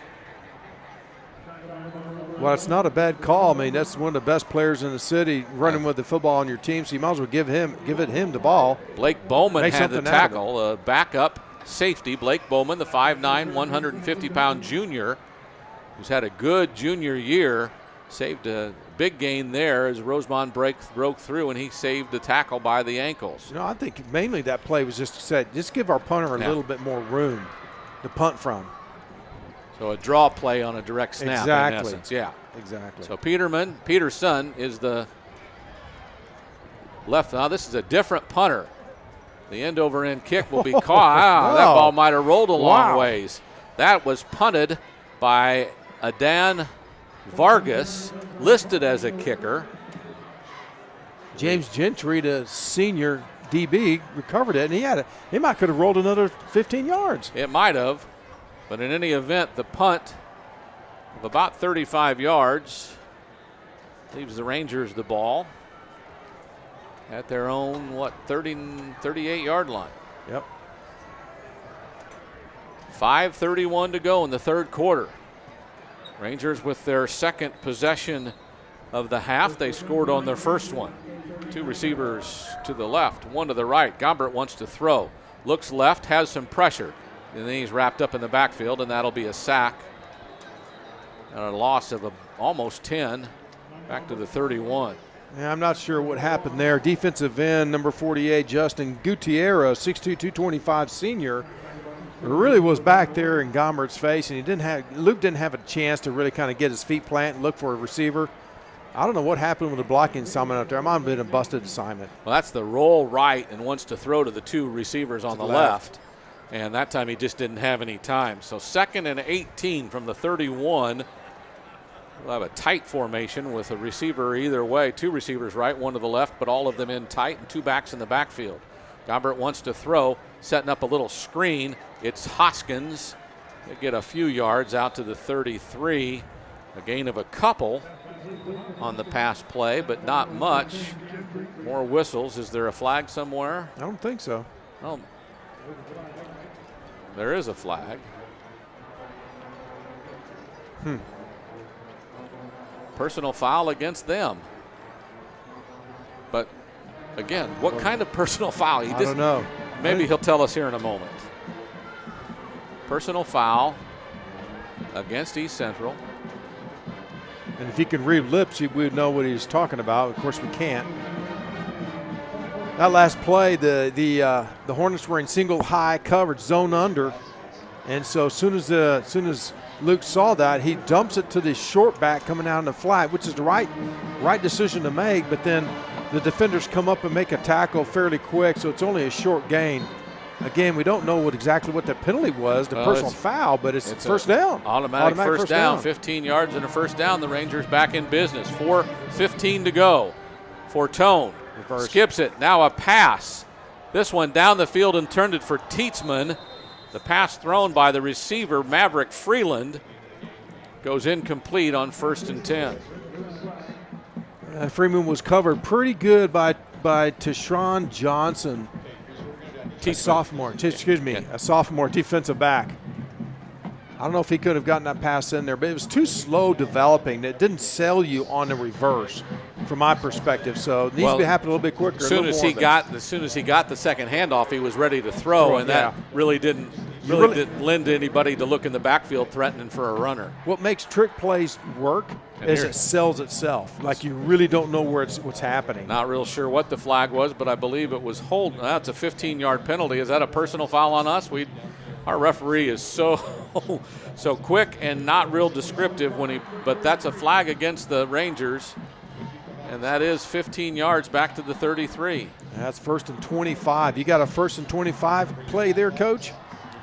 I don't know. I don't think there is one. You try to get 10, 15 back and just keep marching down the field. Rangers send a receiver either way. And now East Central wants a timeout. With 4:10 to go in the third quarter, there's timeout on the field. The Rangers lead it 24-0. Back after this on the Ranger Network. Fisher's Neighborhood Market is teaming up with the Smithson Valley Rangers. When you stop to gas up, look for the Ranger Spirit Pump. A portion of sales from this pump will be donated directly to the SV Athletic Booster Club to help out our Rangers. So choose the one that's Ranger Blue and fill up.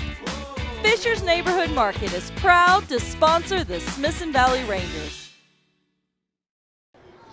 Back at the Ranger Network, where the Rangers lead at 24-0 over East Central. Previously unbeaten district foe. The Hornets were 2-0 coming in. The Rangers 1-1. Rangers trying to post a win tonight to even it up. Both Judson and Clemens seem to be on their way to wins. They'll go to 3-0. The Rangers would be 2-1. East Central would be 2-1.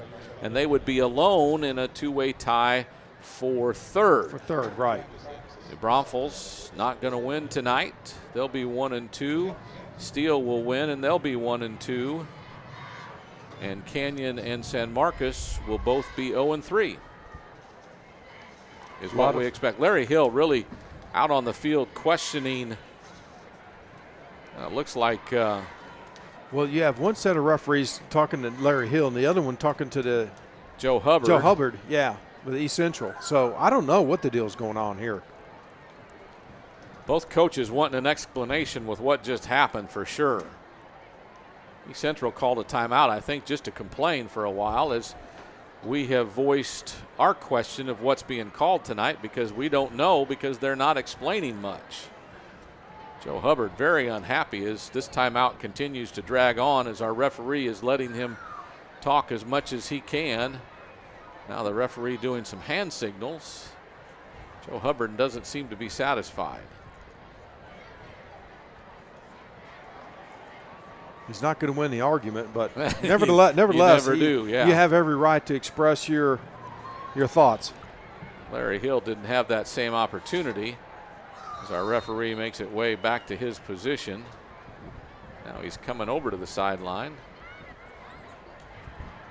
And well, it's 1st and 25 from the 33. Rangers 4:10 to go in the third quarter, up by 24. And we'll fake it to handoff.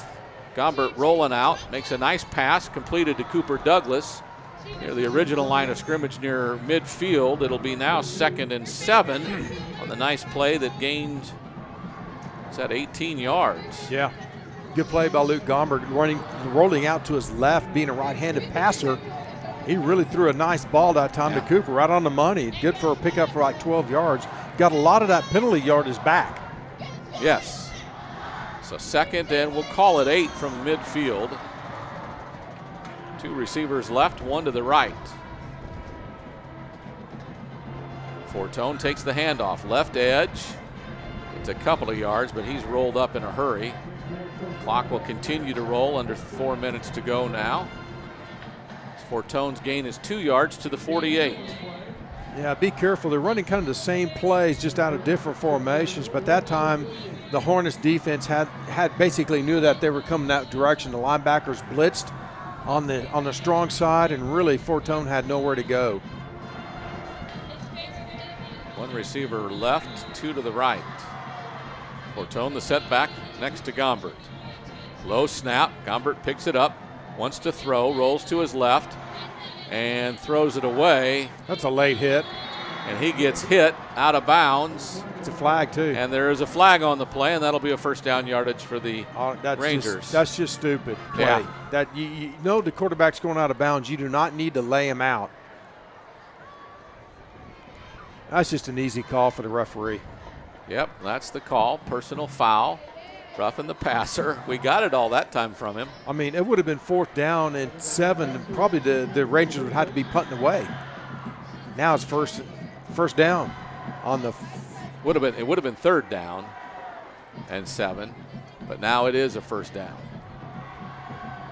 They marked that from the line of scrimmage. Yep. Does appear so. Yeah, for one thing, you could hurt somebody because he was exposed after throwing the football, rolling to his left, out of bounds like that. You just don't need that. So the Rangers have another first down. From the East Central 33. Everybody's tight. Fortone, fake, gives it to Cole, right side. Gets a nice gain before he's shoved down. Martinez on the tackle. A gain up to the 25 is a gain of about, we'll call it a gain of 8 on the pass play. I like what they're doing now. They're doing a lot of rollouts or play action passes, and they're doing those, working the sideline out, or what we call the numbers to the sideline. And those are safe passes because, you know what? If it doesn't go away, you can just throw it out. It's a safe pass. And that time it was, again, for 8-yard gain. It's just nicely done. Play action pass to Fortone, has a man. It's Howell. Completed pass inside the 10 to the 5. He threw it right over the defender's shoulder, and Howell turned around just in time to grab it. And it's a nice pass play up to the 4-yard line. It'll be first and goal there on the nice pass. Linebacker was trying to follow Howell, and it was man-to-man, but, you know, Luke threw it kind of back shoulder right over the head, the helmet almost of the defender. Howell did a nice job turning around and catching it. That was just a good athletic play that time by Howell. Yeah, it was. Austin Howell, the senior, at 5'10" and 195, his 5th catch of the season. Rangers first and goal from the 4. Both Eggleston and Fortone on either side. And there's a snap that goes through Gombert's hands, and he'll be dropped back at the 14. Not sure that was a horrible snap, but he had to reach down just probably about thigh high and couldn't handle it. I don't know what's going on this year. This is like the 3rd or 4th game where we've had some low snaps. I don't know if there's something that's going on with Taylor Brooks to center. Because I know that's one of the hardest positions to play as center. I mean, you make the offensive call between your guards and the blocking scheme. You have to know what the play is, get the snap count, and you have to get the ball back to the quarterback before anything does happen. And you have someone on your nose. I mean, it's a tough position. Gombert rolls to his right. Has somebody in the end zone, has somebody else short trying to direct some people, throws it back to Cole, who catches it at the 5, then tries to muscle us up as he turns. The pile pushes down to about the 2 or 3, where it will be 3rd down. Well, that's all Luke Gombert right there, running out of real estate, yes. And then delaying and waiting for the receiver to make the move back inside. That's just 7-on-7 play right there. That's good. That was well executed. So we can say tonight, even though he's missed a couple of passes, Luke Gombert has made several good plays. That's a good play. Showing maturity. Yep. During here, 6th game of the season. So it is 3rd and goal from the 3. Rangers probably have 2 shots at it here, I'd guess. 2 receivers. Douglas and Tietzman go wide left. Give it to Fortone up the middle, muscles his way, and he's almost to the end zone but doesn't get it. He'll be inside the 1. They'll mark him at about the 1-foot line as he got all the way in there and then got stopped up by James Gentry, one of the safeties. Coach Hill would call timeout. And the Rangers call timeout with 23 seconds to go and the wind still at their back in case they decide to kick. But I would think from the 1-yard line you might want to think you have enough to muscle this one in. Well, it's 3rd down, and I think to your point, Tony, he's thinking I've got it's 4th down. It'll be 4th down. Yeah, so he's got 1 play. There is a flag on the play now. Goodness gracious. What? Oh, no. Where did that come from? There is a timeout. We'll keep it here just because of the flag. We'll see. I don't know. Is he monitoring the other officials to see what they want to do with the flag? I don't understand. It's not his flag. Well, he's coming over to this Smithson Valley side. You want to make a decision on this? It says 4th down on the scoreboard, 3rd down on the down marker on the field. That was a 3rd down play, so we know it's 4th down if the play counts. That's probably the question. Hill just gave him. It must have been against East Central. Coach Hill just gave a motion to the referee. Okay, why doesn't the referee tell us what it is then? I don't know. He doesn't like doing it. Half the distance to the goal really wouldn't matter. It could be an automatic 1st down. That would be my thing of why. Why would that even be a decision? Why is the timeout still going on? I don't know. because of their indecision, sometimes we've had a couple of times. East Central had one in the first half where the timeout dragged on.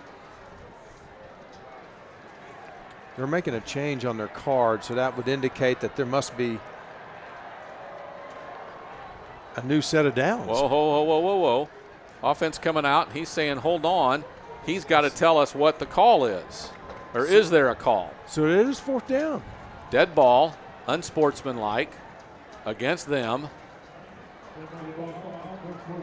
That's an automatic first down. Well, it's 1st down, yeah. Yeah, 1st down. So it's 1st and goal from inside the 1 now for the Rangers. With 23 seconds to go here in the 3rd quarter, the Rangers up 24-0. When you give the head coach an option, obviously he's going to take it. So we didn't know why it took so long for them to change it.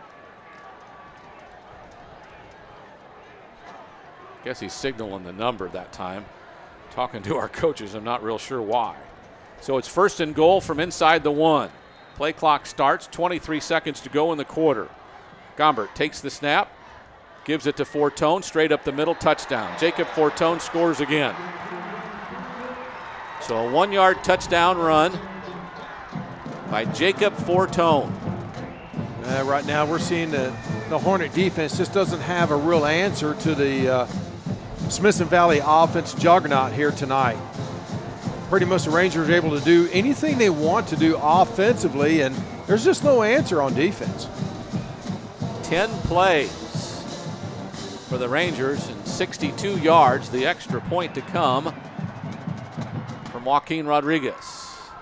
Snap, hold, kick. It's good. It's 31. We got whistles again. Got another flag.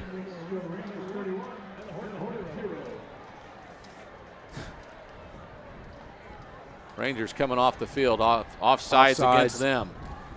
So the Rangers go up 31-0. We'll talk about all the details after this timeout on the Ranger Network.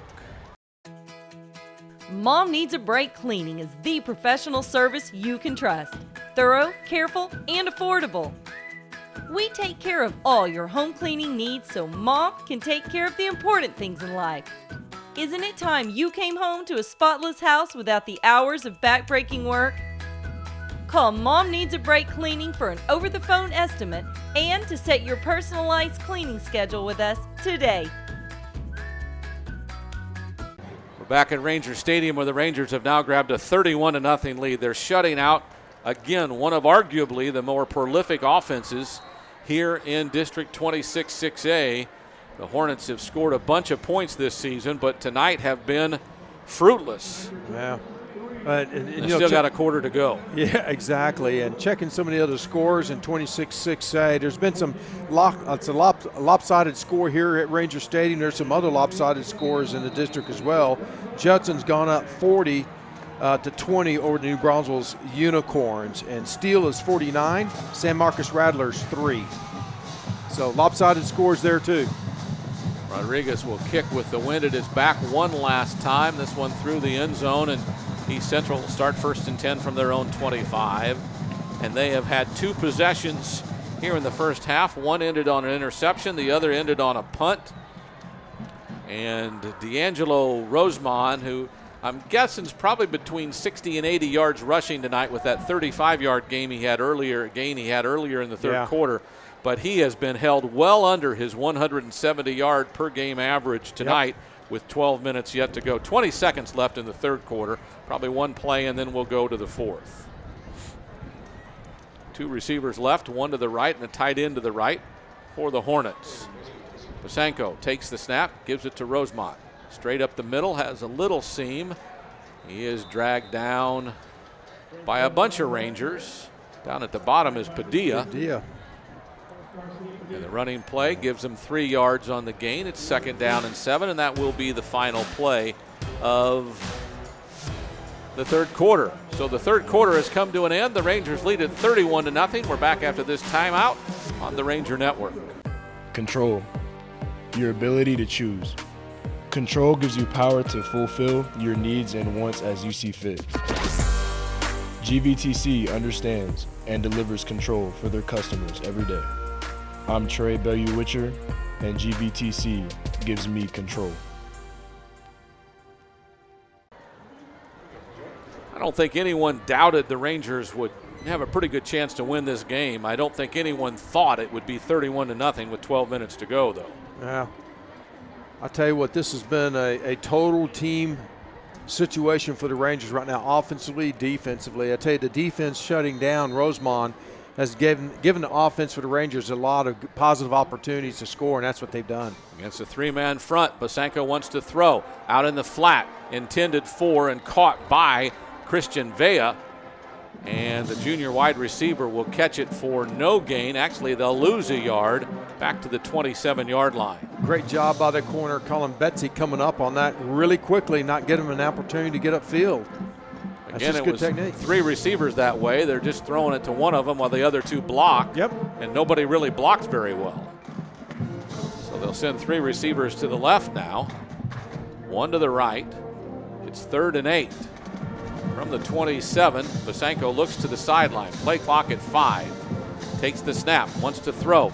Looks left, did a ball fake, now being chased down. Avoids traffic right now, comes right across the 30 and then runs out of bounds before Padilla could put a smack on him. It'll be 4th down as he's about 3 yards shy of a first down at the 32. Well, right now, Trey Moore is he's just beside himself. He knew he had an opportunity for a huge quarterback sack that time and just let him off. I mean, he went to the outside shoulder. The back shoulder was that is your target when you're rushing a quarterback. But he ducked underneath him and he got away. And that's just unfortunate for Trey Moore because he had a golden opportunity for a huge quarterback sack. And they'll come out to punt. It'll be Adan Vargas, the junior, with his 2nd punt of the night.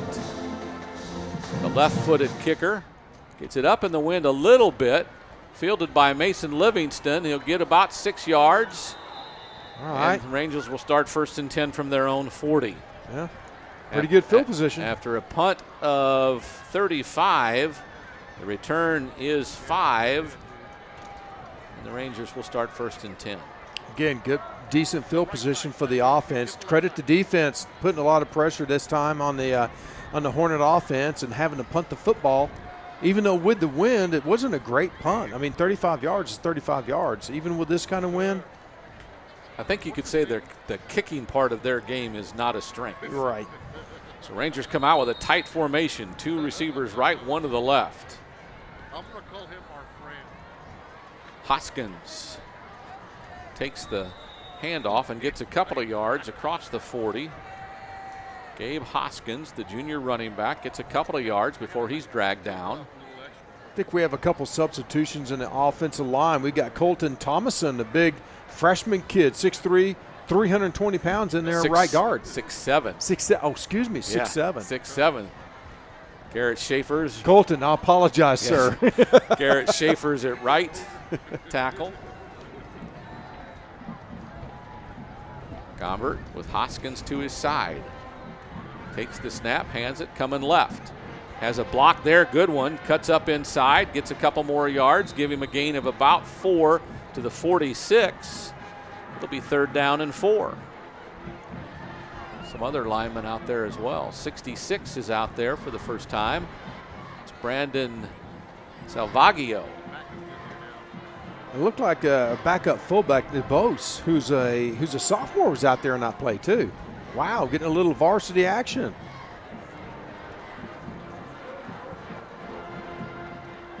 And that is not Gombert, it's Will Strachan. Strachan, the quarterback. Gives it to Hoskins going right on the right edge. Gets a block, gets outside, gets first down yardage, stays inbounds. Gets in across midfield.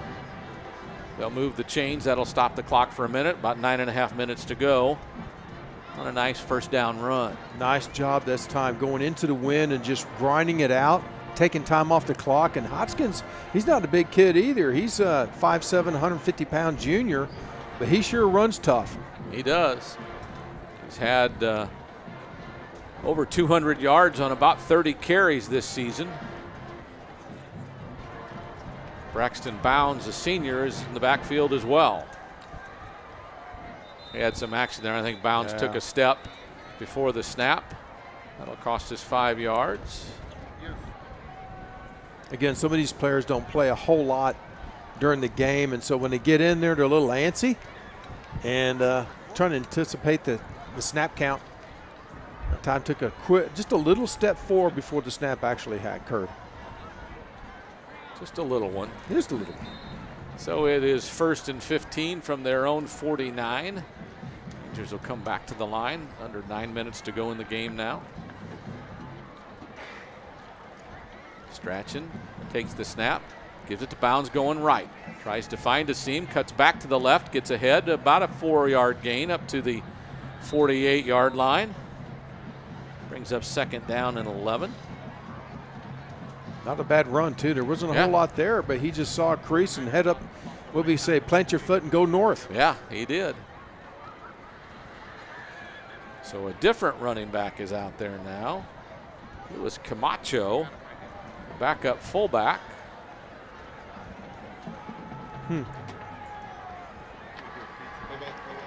Camden Egley is a receiver out this way.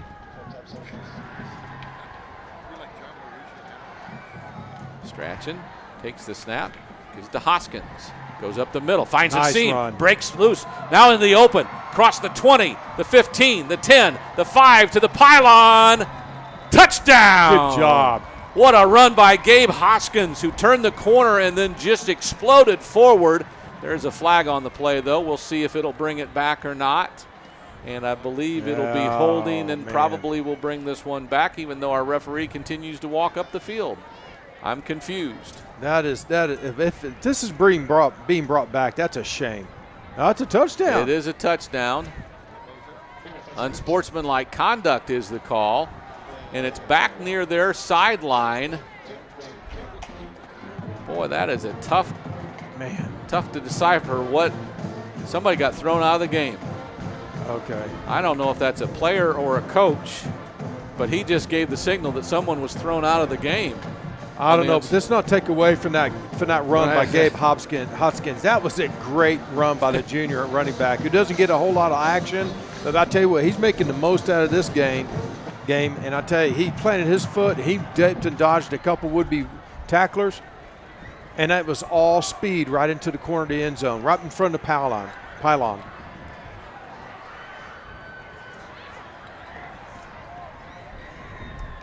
Assessed it on the kickoff.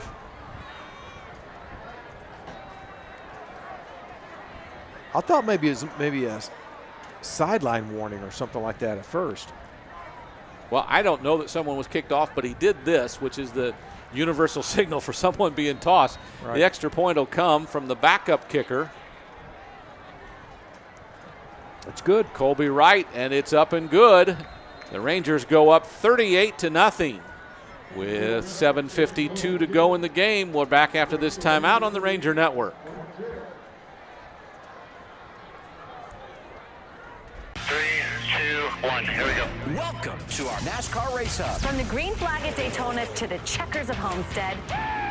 In the car. That close might get you on Race Hub. Under the hood and hanging with the drivers. A little love fest here. Gordon, Harvick, Canal, and of course the champ. We've got the drama. Get the heck out of the way. The science. 2 levels of analysis and storytelling for the sport. NASCAR Race Hub. Weeknights at 6 Eastern on FS1 and the Fox Sports app. And we're back at Ranger Stadium, where the Rangers have grabbed a 38-0 lead on a drive of 5 plays and 60 yards, capped by a 44-yard touchdown run by running back Gabe Hoskins. And it's 38-0. Second team unit, offensive unit on the field, and doing a nice job just executing out against a pretty good defense for East Central. 5 plays. Taking it in the end zone, that's just great. 5 plays, 60 yards, 3 minutes, 8 seconds on that drive. And now we'll kick off from their 45 after the personal foul of unsportsmanlike conduct accessed on the kickoff. Well, I've just popped this up and let it land right about the 5. You know what? Colby Wright will handle the kickoff chores as Joaquin Rodriguez's night is over. Rest his leg. Well, the wind will hold it up, and it is down at about the 20, fielded there by one of their random guys, Walter Johnson, a defensive back. I think he kind of missed the ball. Carries it ahead about to the 25. Colby? No, I think he popped it up and the wind carried it over here. You said the wind was about 11 miles an hour, but that flag is about straight out as it can be. It has to be over 20-mile-an-hour winds. East Central will start from their own, what is that, the 25? 25-yard line. 1st and 10 with 7:49 left in the game. See if they can amount to anything tonight, because I know they're frustrated. Well, get some backup defensive players for the Rangers in here, too. We'll try to identify them. There goes Rosemont. He's gone. Yeah. Bye-bye. So his rushing average will be helped by the 75-yard run for a touchdown against the second unit of the Rangers. Yeah. I'm sure he feels better about himself. The 75-yard touchdown run. From the coach's perspective, he can probably deduct that from the effort of the defense. I mean, at this point, it doesn't matter, though. You don't want to let them feel like they have any momentum. Now your offense has to go out there and just get some first downs. And they've got yet a different kicker out there now. Now Chavez will come in and kick the extra point, so it's 38-7. It's good. So the 12-second drive was one play and 75 yards. And now the Rangers lead it 38-7. There's timeout on the field. We're back after this timeout on the Ranger Network. Good things come to those who wait. At QVC, we say better things come now. Get it now. Pay over time. No extra charge with Easy Pay. The best news? You can use it on everything. Yes, everything. All the great brands you love and new products you'll discover. So why wait? It's Easy Pay every day. Now through September 30th. Shop QVC and QVC.com. The Hornets getting their first touchdown of the night here midway through the fourth quarter on the 75-yard run by elite running back D'Angelo Rosemond, who averages 170 yards a game. He was limited to about probably 65 to 70 before that run. Now he's over 100 and 150. Let me get a quick score update here. We're gonna change out a bunch of people on our kick coverage unit. Well, they're putting their hands unit on because it looks like they're going to onside. Okay, yeah. So that's the kickoff hands unit for the Rangers on the field right now. Because it does look as though they're going to try to onside kick. Somebody's offsides. They didn't call it. Tietzman gets it at our 45. So traveled about 15 yards, but in any event, the Rangers have the ball. A couple updated scores in District 26-6A. We have in the fourth quarter, Clemens Buffaloes 41. The Canyon Cougars are 7, again, going into the fourth quarter. We have Steel Knights 49, San Marcos Rattlers 3 going in the fourth quarter, and up just down the road from us. Going in the fourth quarter, we have Judson 47, New Braunfels Unicorn 20. There you go. Yet another quarterback as we hand it off up the middle. This time it is Jacob Sternahouse, a junior. He hands it off to Justin Avery. Gain of about 5 to the 50-yard line from the 45. Backups every play. We're going to get some new backups on the play. This is a great idea by Coach Hill because this is homecoming night. Yes. It's a big night. It's a big victory, a good big win. First day of fall weather. I mean, everyone gets to participate tonight, right, Tony Brubaker? Sternahouse, the quarterback, on 2nd and 5. Gives it this way. This is Braxton Bounds. First down run across the 45 to the 43. Good job by the offensive line of getting a surge there. Yeah, it looks like they even got their backups even on the defense for East Central. Aiden Vargas in on the tackle for them. So a gain of 5 followed by a gain of 13. I'm sorry, of 8. And that's a first down. And milk that clock as much as you can. Play clock down. Without a down. 6.5 to go in the game. Rangers on the move. Cernahouse, tight formation. Hand off. Nice looking run straight up the middle. Yeah, he looks good running. Justin Avery. Keeps his pads low. I like his forward lean. He keeps his pads low. Good balance. Bouncing left and right, keeping his balance and hitting that crease, getting upfield and making a first down. Good job. First down run, a gain of about 11 to the 32. Everybody looks to the sideline for the play call. Play clock at 15, game clock under, 6 minutes to go. You think we'll run? I'm guessing there'll be nothing but runs. Cernahouse takes the snap at 4 on the play clock. Avery wiggles his way. Man, he looks like he's got good feet too as he maneuvers through the defensive side on the numbers on the near sideline. Gain of about 9 to the 23. Those Bounds is bouncing around and making some good yardage. There's a good outside block by William Walker, a backup tight end senior here on homecoming. Did a nice job blocking. So Justin Avery in the backfield with Bounds. Avery's had some nice runs in a row here. See if he gets it again. Now this is Bounds. I think he got the first down. So he went kind of off the right guard. Gave him a couple of yards. First down. I was watching the big freshman Colton Thomason that time. He was blocking down and went to seal off the backside linebacker, and I think the linebacker ran an extra 3 yards to try to get around him. Because Thomason is so big. 6'7", 320. He's a freshman. He's probably, he is a freshman. 15 years old or something like that? Something like that. Good grief. He's at right guard. He pulls this time, going left. The handoff to Bounds. Bounces off a defender, then he's wrestled down to the ground. Kendall Rodriguez will get credit for the tackle. Good hard run. But that gain of another gain of about 8 yards. Well, there's so much we'll more. Call it 9. Yeah, there's so much you can do on second and 1. My goodness, just a play call sheet gets you can run anything. Well, we're going to hand it off. I figured that. Under 4 minutes to go as the clock continues to run. Motion now. Bounds goes right, cuts it up at tackle. Loose into the end zone. He tries. Did he get there? He was down. He was down. The ball came out, but it looked like he had already hit the ground. Yeah, they're calling him down on the 1. First down run. Clock runs. First and goal from the 1 now on a nice run by Bounds.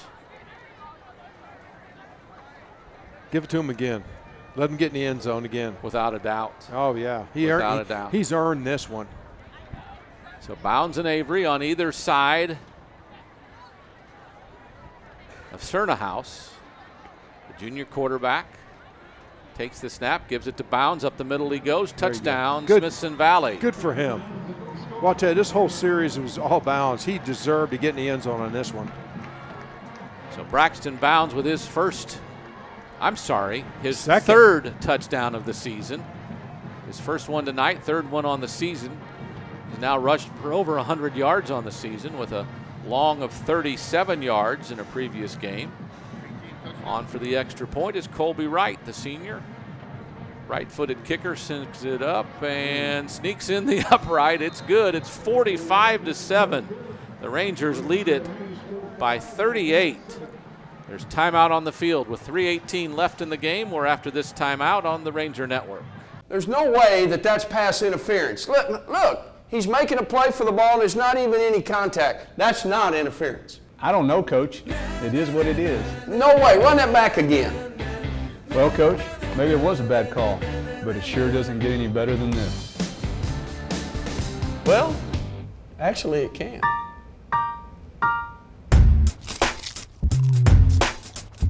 Coach, this is awesome. I'm glad you think so. Hey, quit spilling popcorn on the field. Touchdown.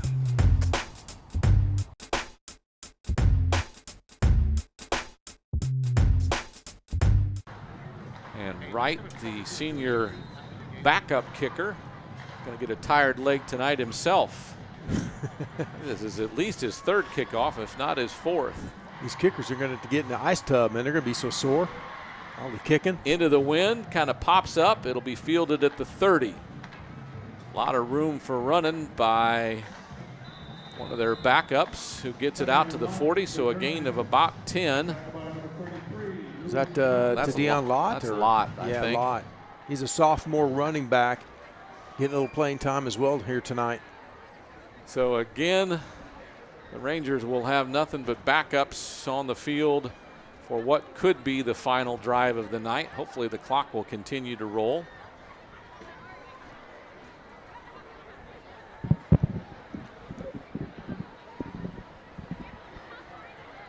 Backup quarterback Peterson. And they threw a late flag on that too. We hit him out of bounds. Yeah, well, no, but the momentum of the hit carried him out of bounds, and it was a little excessive. And there is a flag. Yep. So the quick resolve of the drive won't happen quickly. And again, these are backups that haven't played a lot this season. They're just out there trying to make plays. And as Jeff said, the contact was inbounds, but it just kept going out of bounds. Yeah. Dead ball, personal foul against Smithson Valley. So in addition to the pass play, it's 15 more yards to the 36. The rule is that if you can definitely see the player going out of bounds and his step is out of bounds, you're not supposed to hit him. Yeah. And sometimes it's still a judgment call. Right. So you have some officials that are very liberal and lenient, and some of them are just stringent. I mean, you even get close, you're going to get penalized. Here's a run up the middle. Lott, the backup tailback, gets about 3 yards to the 33. Well, they still have Ashton Bryant Kelly, their leading receiver out there in the field. I'm surprised they're not trying to just throw him the football or something. Ryan Fiamaya on the tackle after a gain of 3 at 2nd and 7. Game clock runs at 2.5 minutes to go. I'll run it up the middle. Well, he took it out of him. He gave it to him and then took it back. The quarterback, Tristan Peterson, kept it and ran out of bounds inside the 30-yard line. So almost first down yardage, but it should be third down and about 3. Clock stops with 2:24 to go. Probably should restart it here if we had any common sense. Not really. I mean, that's up to the man with the white cap. Yeah, I know, but it's like anybody's going to be mad if you start the clock. He needs it. He needs it. Again, the quarterback, Peterson, keeps it, and he scrambles ahead. He'll have first down yardage, and he'll run out of bounds again and stop the clock again. He wants them to get another touchdown. Hey, he's playing hard. That's what you're supposed to do, and this is his time to play on the varsity level underneath the big lights, so you can't blame him. He's a senior too, right? He is. Yep.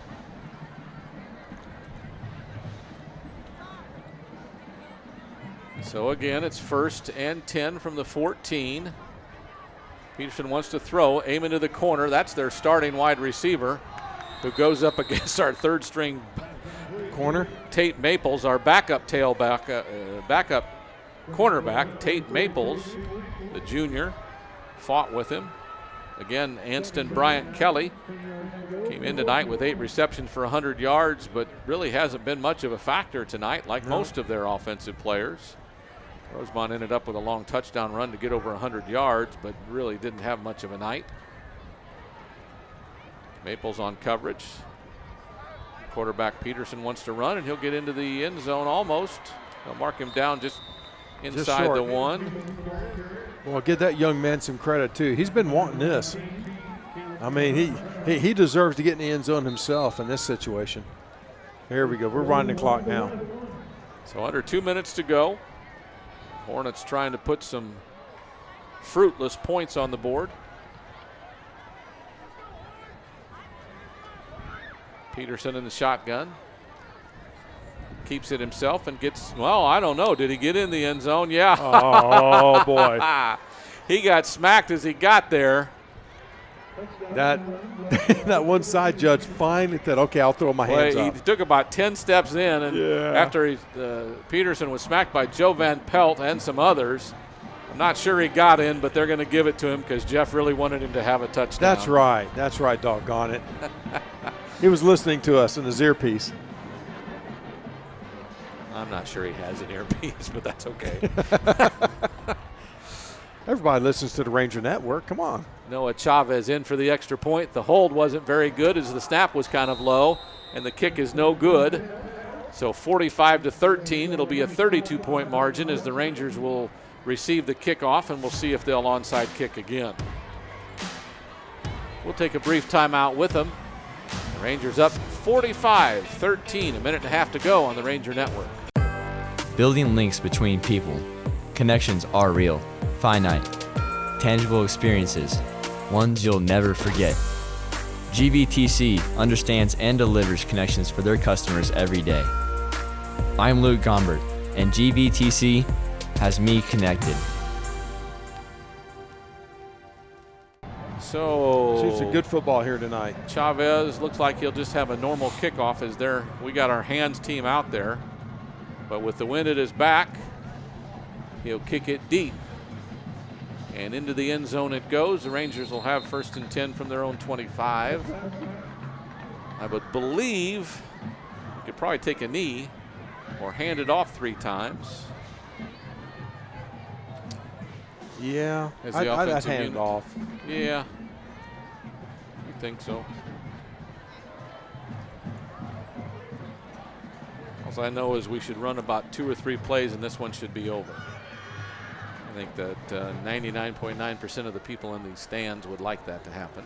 Yep. Some of those who are in their cars driving away. Well, we're pretty comfortable here in the booth, but those out in the stands, they're pretty bundled up. They are. I believe this is still Cernahouse. Oh, come on. Oh, did we have a penalty? No, this is Strachan. Strachan's at quarterback. We got delayed game. A delay of game coming out after a dead ball. Okay. You know what? He was probably checking things, making sure everybody was in the right spot, and he just took a second too long. He's going through the process. Going through the process. So the clock is stopped. Just run a play. We didn't. That's all we need is one play. We didn't reset it, by the way. No. A second ticked off. We'll hand it off to Braxton Bounds. Coming left, stay in bounds. He's tackled in bounds. The clock continues to run. It'll be 2nd and long as the play clock goes under 1:20. All right. That clock Let's continues. run one more play here. If that clock continues to run, then we got a chance to get out of here without having to punt. Everybody looks to the sideline for the play call. Let that play clock run. Don't be in a hurry. I didn't even see a single from the sideline on that play. Yeah, they're down here right in front of us. Don't hurry. Hand it off again coming this way. This is Avery. Well, he's got quick feet, and he gets back past the original line of scrimmage. Looks like we'll have to run one more play on 3rd down. The Rangers will escape with a 45-13 win. With that win, they move to 2-1 in district play and 4-2 overall. East Central will have an identical record of 4-2 overall and 2-1 in district play. What that means is Smithson Valley will be tied with East Central in a 2-way tie for 3rd place. Judson and Clemens will remain undefeated at 3-0 in district. Behind them, Smithson Valley and East Central. So in essence, the standings don't change much as Avery goes up the middle and gets 1st down yardage, which will stop the clock to move the chains, and then it will start again, and then we won't have to run another play. There's the start of the clock, and that'll be the end of the game. Again, a great job by the Rangers tonight. Defensively, I would say if we had a player of the game, it would be the entire defensive unit for shutting down a proficient East Central offense and limiting them to a late touchdown run by Rosemond that really meant nothing, and then a touchdown late by a backup quarterback who wanted to get in the end zone. I would agree with you 100% as far as who would be the MVP would be the defensive unit. It gave the offense more opportunities and better field position to be able to go up and down the field while the offense executed and got in the end zone. The defense set them up. So we're going to take a quick timeout, and when we come back, we'll wrap it up as the Rangers win it by the score of 45-13 on the Ranger Network. Mom Needs a Break Cleaning is the professional service you can trust. Thorough, careful, and affordable. We take care of all your home cleaning needs so Mom can take care of the important things in life. Isn't it time you came home to a spotless house without the hours of back-breaking work? Call Mom Needs a Break Cleaning for an over-the-phone estimate and to set your personalized cleaning schedule with us today. So touchdowns tonight by a bunch of running backs. Fortone had a couple. Hoskins had one. Bounds had one. What a good-looking rushing effort tonight by the Rangers. And let's go through some of the names on that defense that played well tonight. We know we called Trey Moore's name a bunch. Yeah. Trey Witcher was in on tackles. The new tackle, Luke Seminaro, who got a start tonight. And Garrett Brooks played well. Carson Padilla, America Sanders, and Thomas Zoig, the linebackers. And then the secondary of Nutt and Sinney and Livingston and Betsy, and backups like Bowman and Flores and others. And, I mean, this was a defensive effort that I just think it was so impressive tonight that D'Angelo Rosemond, to me, the best running back I've seen this season, was really limited, but to one really good run. Yeah, I would agree 100% with you. And maybe give credit to the defensive coaches. That would be Coach Westifer. He had a game plan coming in tonight, knowing that they had to somehow corral probably the best running back in the district. And to your point, they executed it. And that means getting people in the backfield, whether it be at the middle with disrupting the play, but securing the perimeter. The defense did both of those, Tony, and that's what you have to do to be able to really defeat that East Central team and to really corral Rosemont. All right, again, the Rangers win it. They go to 4-2 overall, 2-1 in district play. That's the same as East Central. The two undefeated teams of Clemens and Judson remain there. Now we have some sights and sounds of the Ranger Marching Band to leave you on this beautiful Friday night. The Rangers win it 45-13 for Geff Gandy and everyone with Bow Witch Productions. This is Tony Brubaker saying goodnight and God bless. We'll talk to you next time.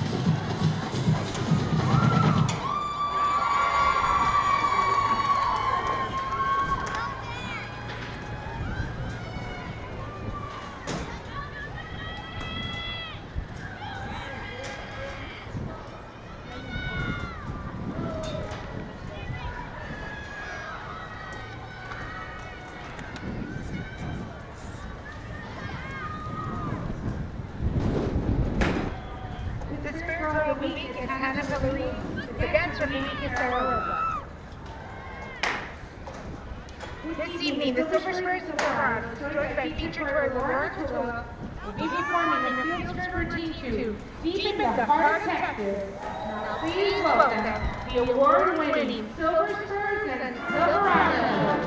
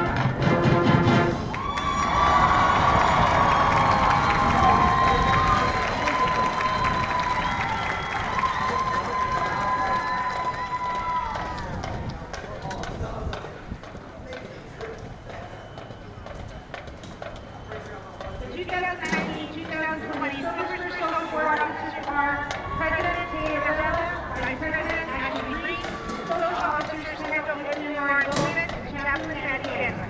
Silver Girl of the Week is Lincoln Forbes, and the Dance of the Week is Riley Faith. Next, the Razor Band Color Guard performed a UIL marching show entitled Mystery Tour. The show will feature music and the Beatles, including Eleanor Rigby, Yesterday, God Gets You With My Life, and Hey Jude. Soloists for the Razor Band include Beth Dillard, Jonathan Venus, Josh Robertson, Brandon Barker, John Polizino, Thomas Nola, Josiah Nessa, Alexis Hillary, Deanna DeLuna, Eva Cabrera, and Wesley Barton.